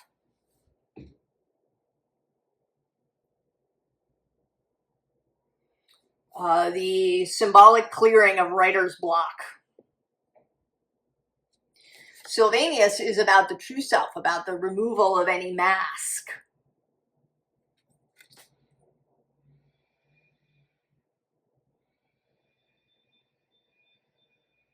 All right, there's this sword of truth. Truth is another thing that's been showing up as a message throughout the readings. Who's under the hardest? Oh! He is about seeing clearly. Is something a genuine obstacle, or is it something that you conjured?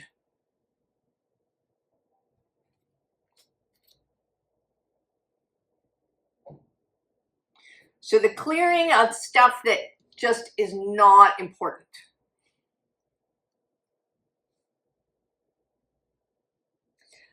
If you're somebody who maybe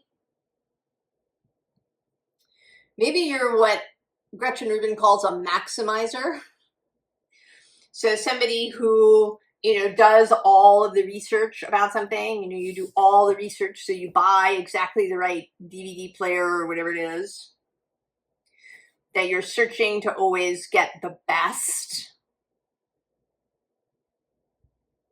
And then maybe you've gotten really caught up in that. That may clear out, that you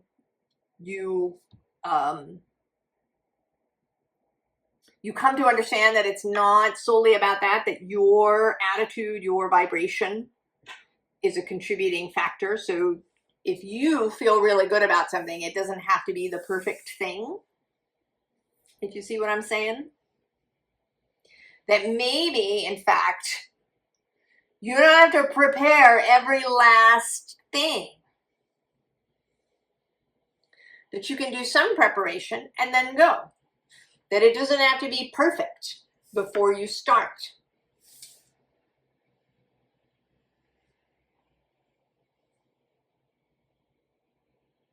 That if the vibration, the inspiration, the energy of the idea is there, that's the most important thing.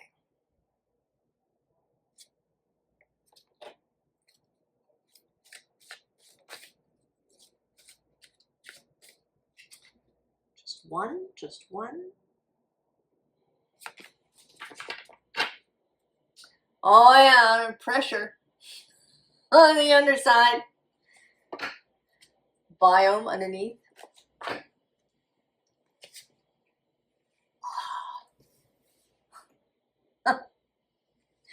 Capricorn.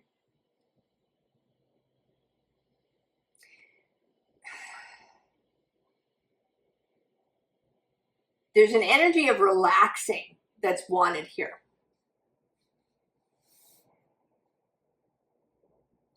Of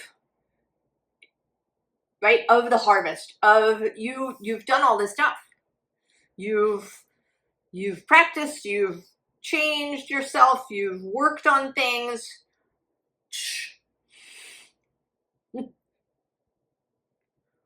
Take the bow, take the win.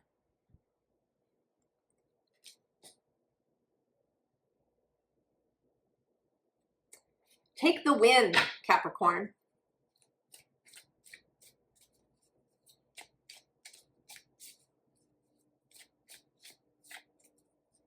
Launch yourself into whatever it is. That it doesn't have to be, that the opening doesn't have to be perfect. Your energy, your vitality, your vibration are the biggest component.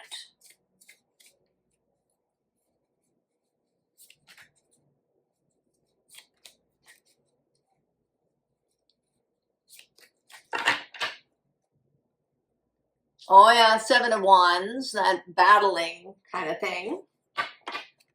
4 of Coins. Holding. 8 of Swords. But the Star.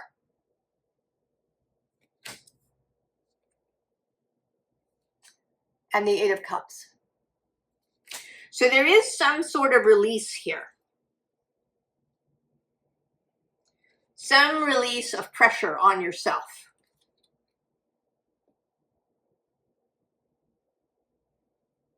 Some release of a fight. Oh yeah, underneath this is the Magician. And also the Knight of Wands. There's a call here for relaxing, for taking the win, for allowing inspiration and joy and this, just inner light to carry you forward rather than, having to have everything set.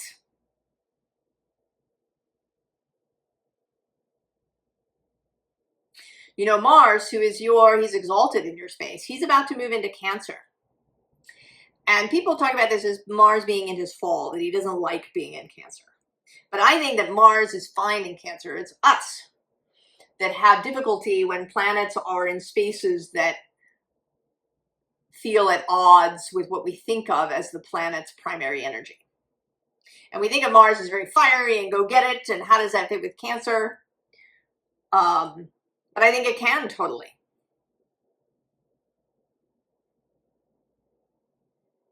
There can totally be an energy of building a home, of building care for others, of taking action on behalf of others, on behalf of the home, on behalf of love.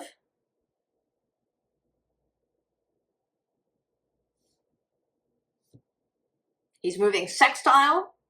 He will be moving sextile to Chiron in Taurus for a little while. And then Chiron will move back into Aries for a number of months until next spring.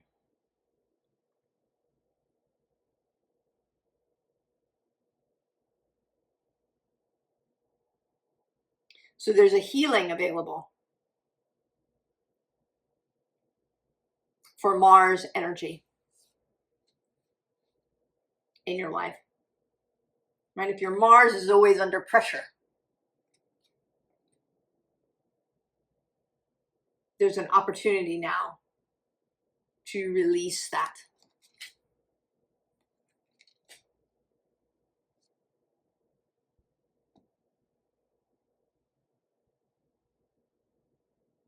To have this heart-centered approach to life.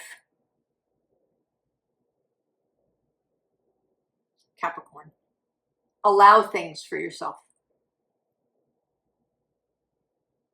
Allow things. Allow yourself to be happy. Allow yourself to be pleased.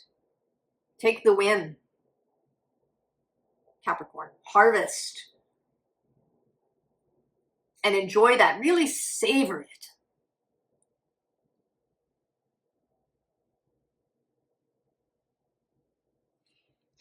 Oh, Capricorn.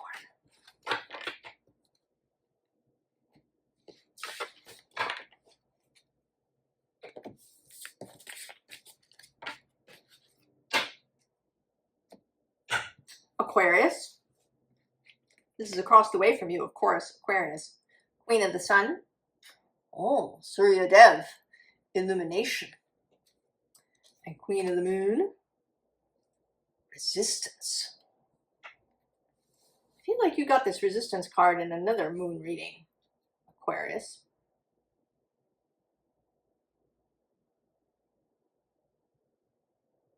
Oh, that's interesting. Both cards are 25. Huh.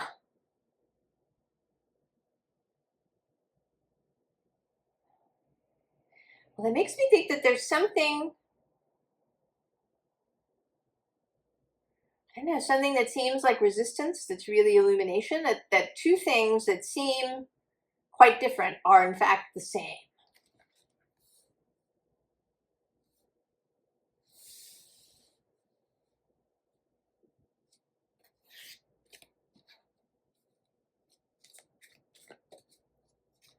Aquarius.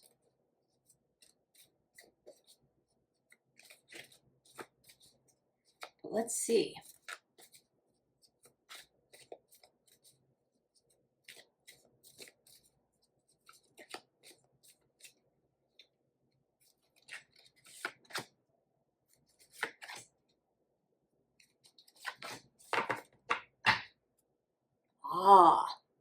Letting go.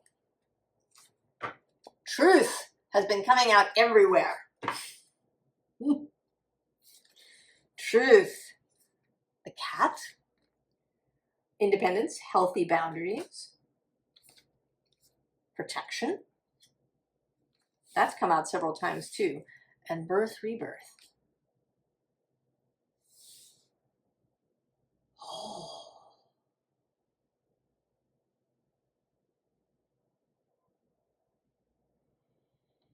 Oh. So resistance as labor.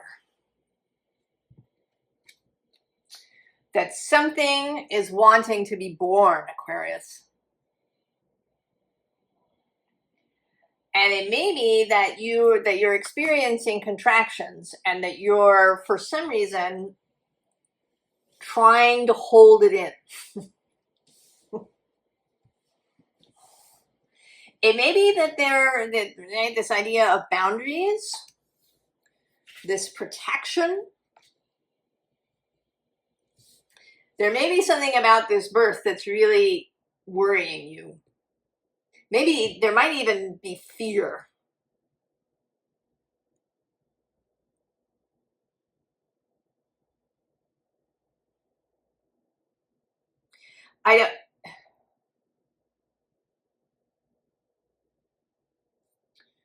Right, that there's this, it's like an inspiration, an idea that will not be denied.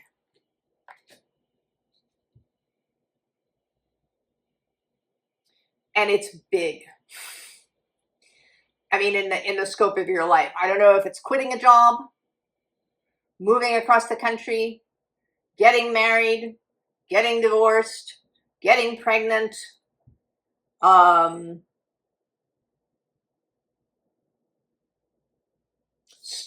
starting a business,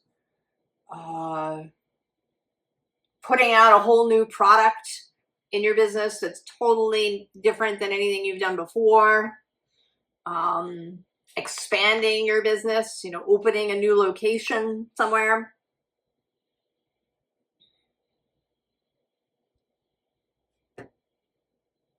There's some idea for something that's coming in hot. Maybe you've already had it.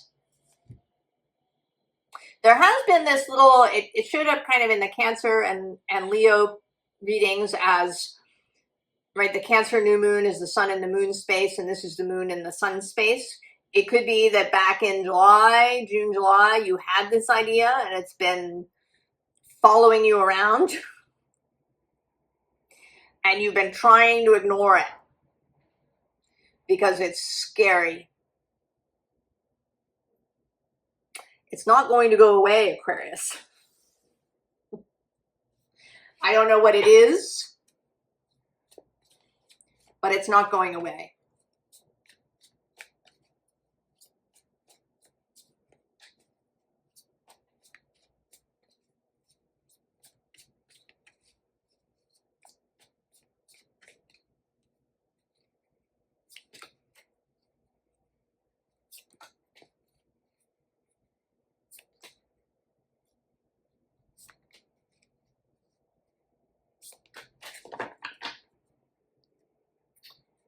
Ah, Seven of Cups, choices. Death on the underside. Oh, Pluto moving through your sign. Four of Pentacles. Five of Pentacles. Page of Cups. King of Swords. There you are. And the Ace of Wands. Oh yeah, Aquarius. You got worries. And they may, with these two cards, there may be a lot of physical resource worry of various kinds. Money. Also people, perhaps. I did a kind of blind reading for somebody once. I didn't know what their concern was. And I had this sense that they felt that they wouldn't have the resources, both material and support, like personal support, if they did what they wanted to do. And what they wanted to do was actually to get pregnant, they were considering having a child. So that could be it. But it could also be, oh, and underneath this is a Page of Wands. And also Justice. Venus is moving trine your sign through Libra. And the Ace of Pentacles. Oh, and the Empress. And the High Priestess. And I'm going to go one more with the Four of Wands. There's an idea. But you are worried you're not going to have the resources, the money. You know, if you're opening a new location, that you won't be able to find people to staff it. If you're wanting to have a child, that, you know, what are you going to do? Will there be enough money? Will you be able to stay home with the child if that's what you would like to do? You know, maybe does your family live far away? What do you do about that? There's some concern. And you know, with this cat and this boundaries, you know, is this going to bring people into your sphere? You know, maybe you have been isolated for a while on your own. If you want to expand your business, you might need to hire people. And if you've been doing everything yourself, but there's this Page of Cups. This sweet, inspired, enthusiastic, innocent energy that just wants to play. Right? With this Page of Wands.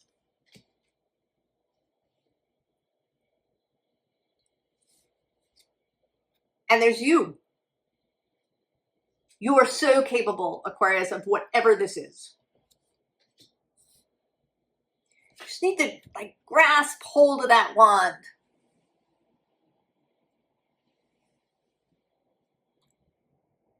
Just grasp hold of that wand.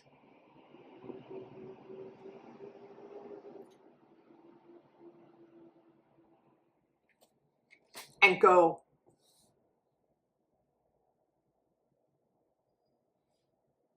Because it's not going to leave. Whatever it is really wants to come into being.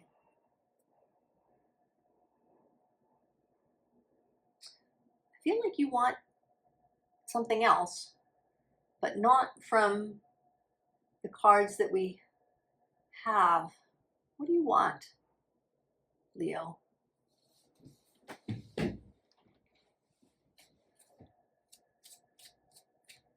Single card from this deck. Let's see. It did have the Two of Swords facing up as I chose it.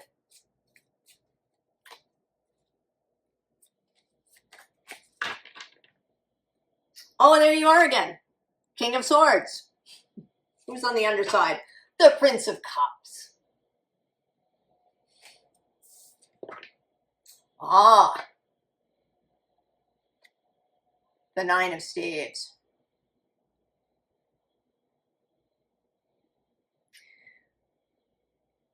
You are ready. You may feel unready for this, but you absolutely are. You've reached the 9.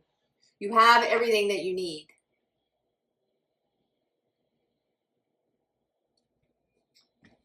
Aquarius.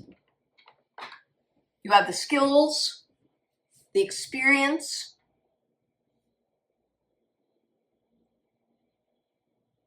to proceed.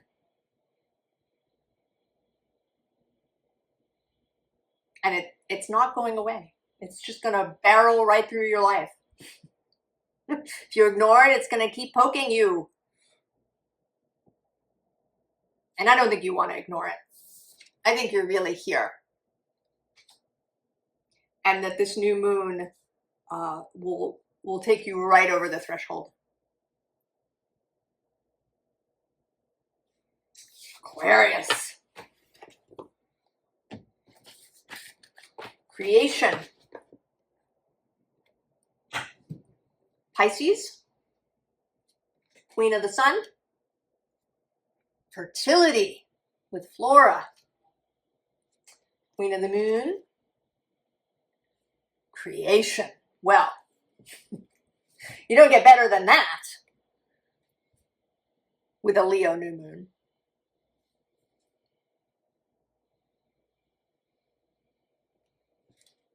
There's certainly been lots of pregnancy imagery and ideas coming through you. That is certainly a possibility.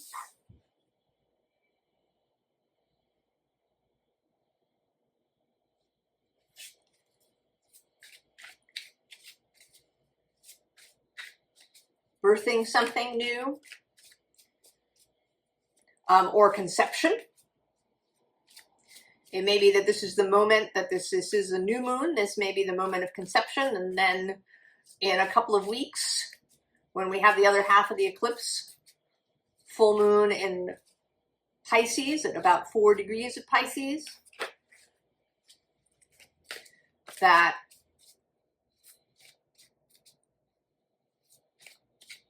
something is added, becomes more clear.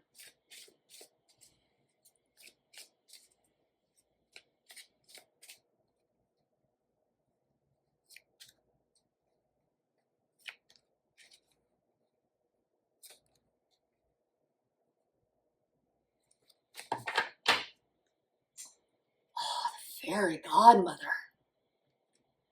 Oh, and the master maker.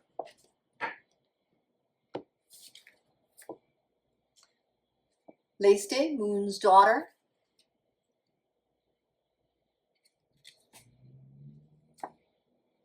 The dark lady. The guardian at the gate. And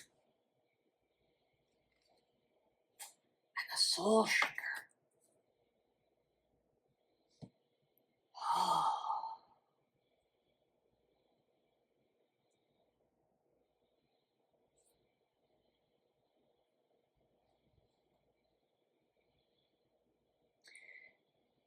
You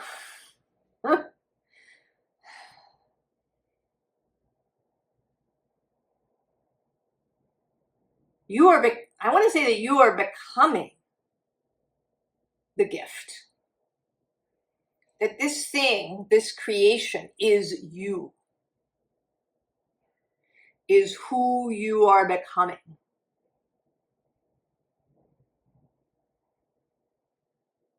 I mean, there is this fairy godmother energy. Oh, yes. And then the bright mother below that. And Nephthys the alchemist.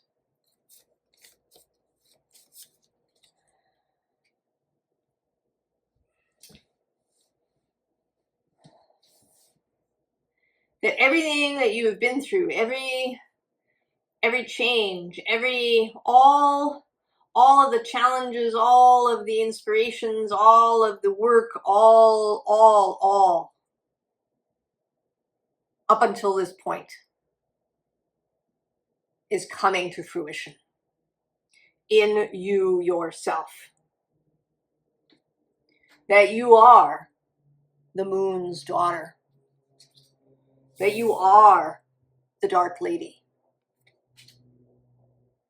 And that you are actually also the guardian at the gate. And that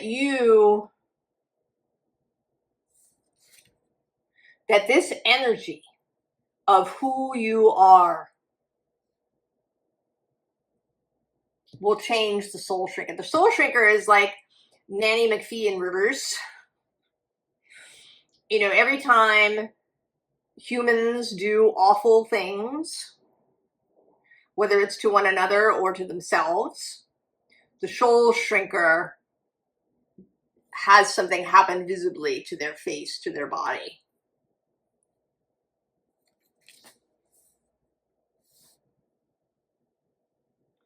You are becoming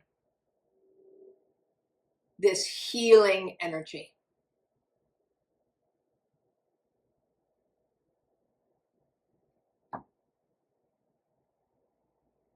That will be a kind of balm to others. That will allow them to you know, if they've been so hard on themselves that all they see is ugliness in themselves, you will help them see something different. If they see only ugliness in the world and in humanity, you will help them see something different.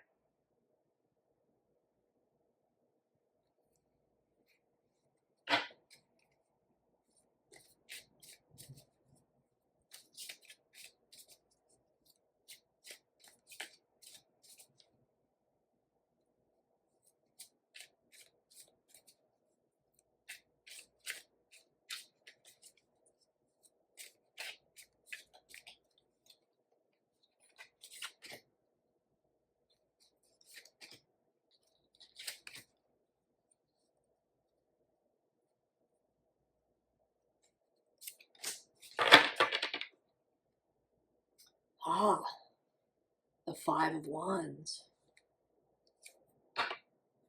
Two of Swords on the underside. The Hierophant. The Eight of Cups, it's one of your cards. Judgment.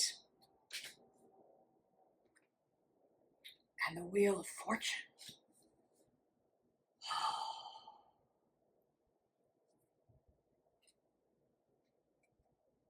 Six of Wands right underneath. You know, Jupiter is moving through Leo. He is your planet.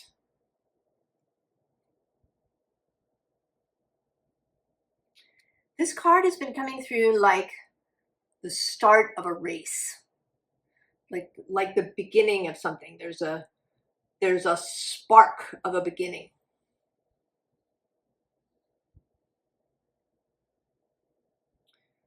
Jupiter is coming into a trine with Saturn in Aries. This is Saturn in Leo, this card. And then the Six of Wands is Jupiter in Leo. This spark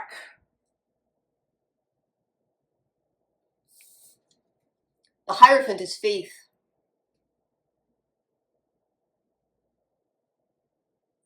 And faith not only kind of in a general sense of having faith in source and in creation, but in the ability to spread that to others, to be the Hierophant, to be the connection between the above and the below. Then the Eight of Cups, the ability to alchemize past experience, to maybe, you know, if we think about the Five of Wands as conflict and difficulty, to turn that into something else. This is also Saturn in Pisces.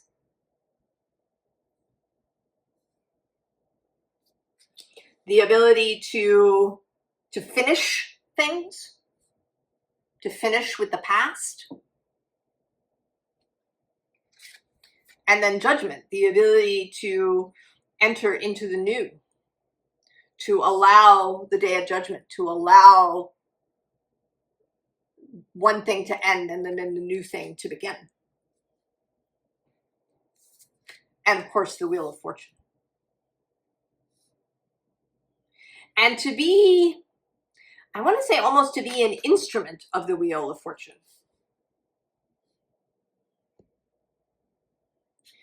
That you allow yourself to be led to places where you are needed.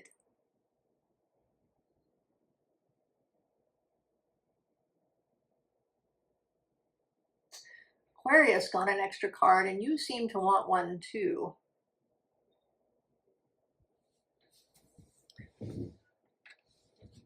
From the Inner Temple Oracle.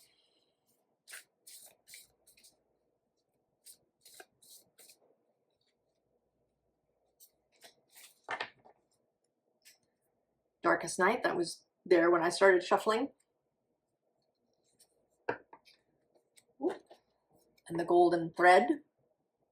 So you've been following your golden thread, right? Here you are, the star that you know is with you in your mind at all times.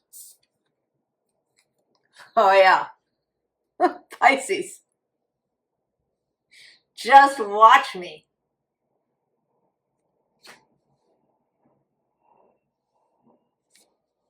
You are the creation.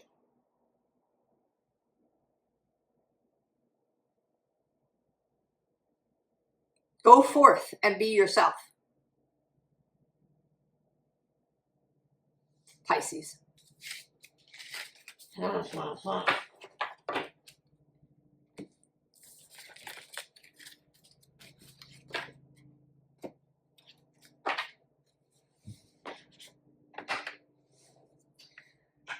Collective. We're going to see if we make it. I'm running out of battery power. We'll see if we make it to the end. If we don't, maybe that's something. Queen of the Sun. Weaving. Although technically this is spinning, but it's okay. And the Masculine.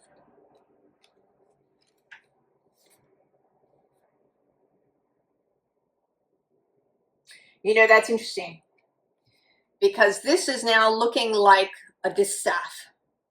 So a distaff is a tool you use in spinning where you have the unspun fiber. Or you can also wind the finished yarn around it. It's also interestingly, the distaff side of your family is your mother's side of the family. So that's sort of interesting as it's coming out with the masculine. But there's this sense that this is, right, the unspun fiber of the moon. That we are spinning moon fiber. Collective.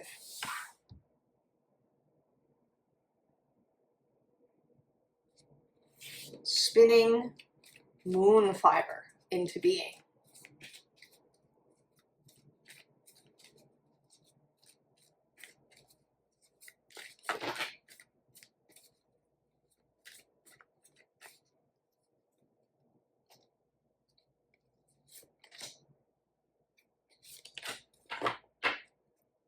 For the third time, birth, rebirth. The Merlin on the underside. Oh, the Wasp. Anger, retaliation, jealousy. And the Cat. Independence, healthy boundaries. Although it did come through as maybe not so healthy boundaries.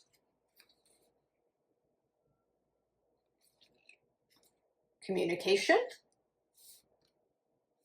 And the Bee. Luck, industriousness, sweet victory. Ew.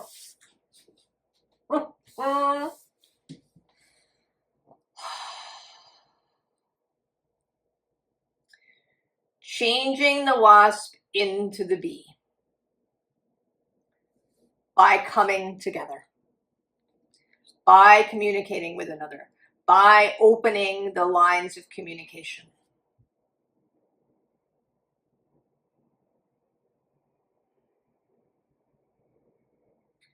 The spinning of the thread of the moon, creating a line of communication through the moon and its energy.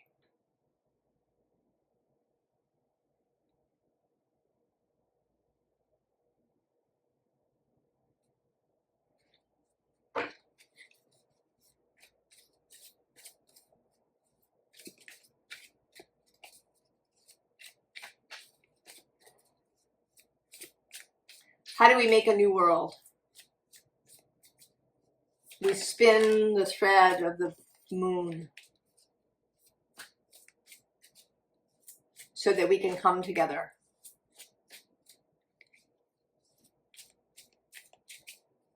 In harmony.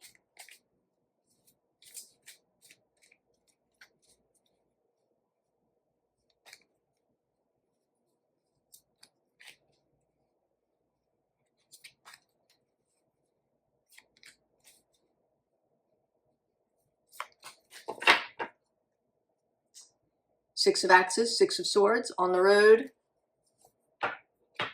Page of Cups, that energy of innocence. Page of Axes, the willingness to listen. The Magician. The Sun, right here in the center. The Wheel of Fortune. And the Three of Swords. Healing. The healing of the world. Collective.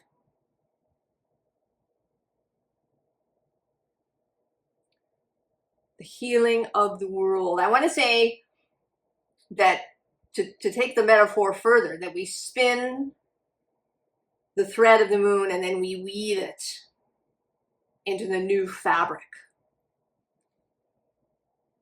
This Leo illuminated moon.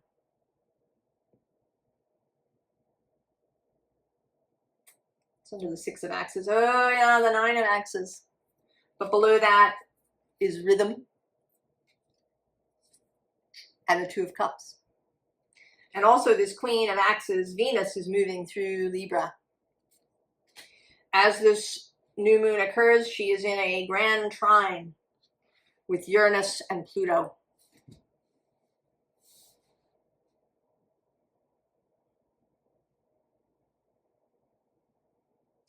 There's also a little kind of bowl happening with the nodes of the moon and Mars and Chiron.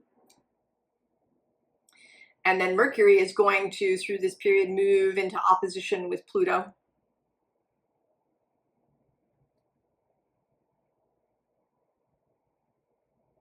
And be in two sextiles with Uranus and Venus.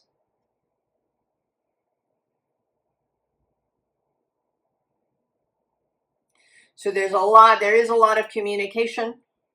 Mercury is now in Leo.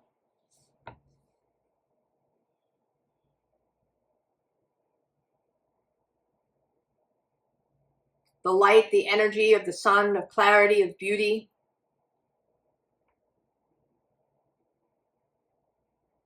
And then the other half of the eclipse. I mean, we'll see what comes out there, but then the sun will move into Virgo, that space of practice and service, with the moon in Pisces.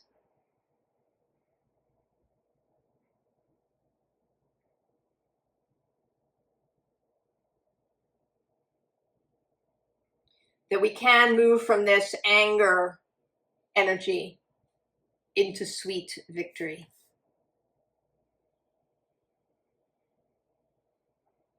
We open the lines of communication. We communicate through this energy of the creative moon.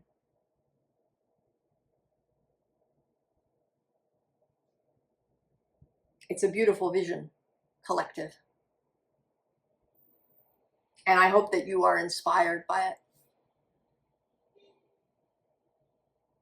I wish you all the very, very best. And I will see you next time. So long.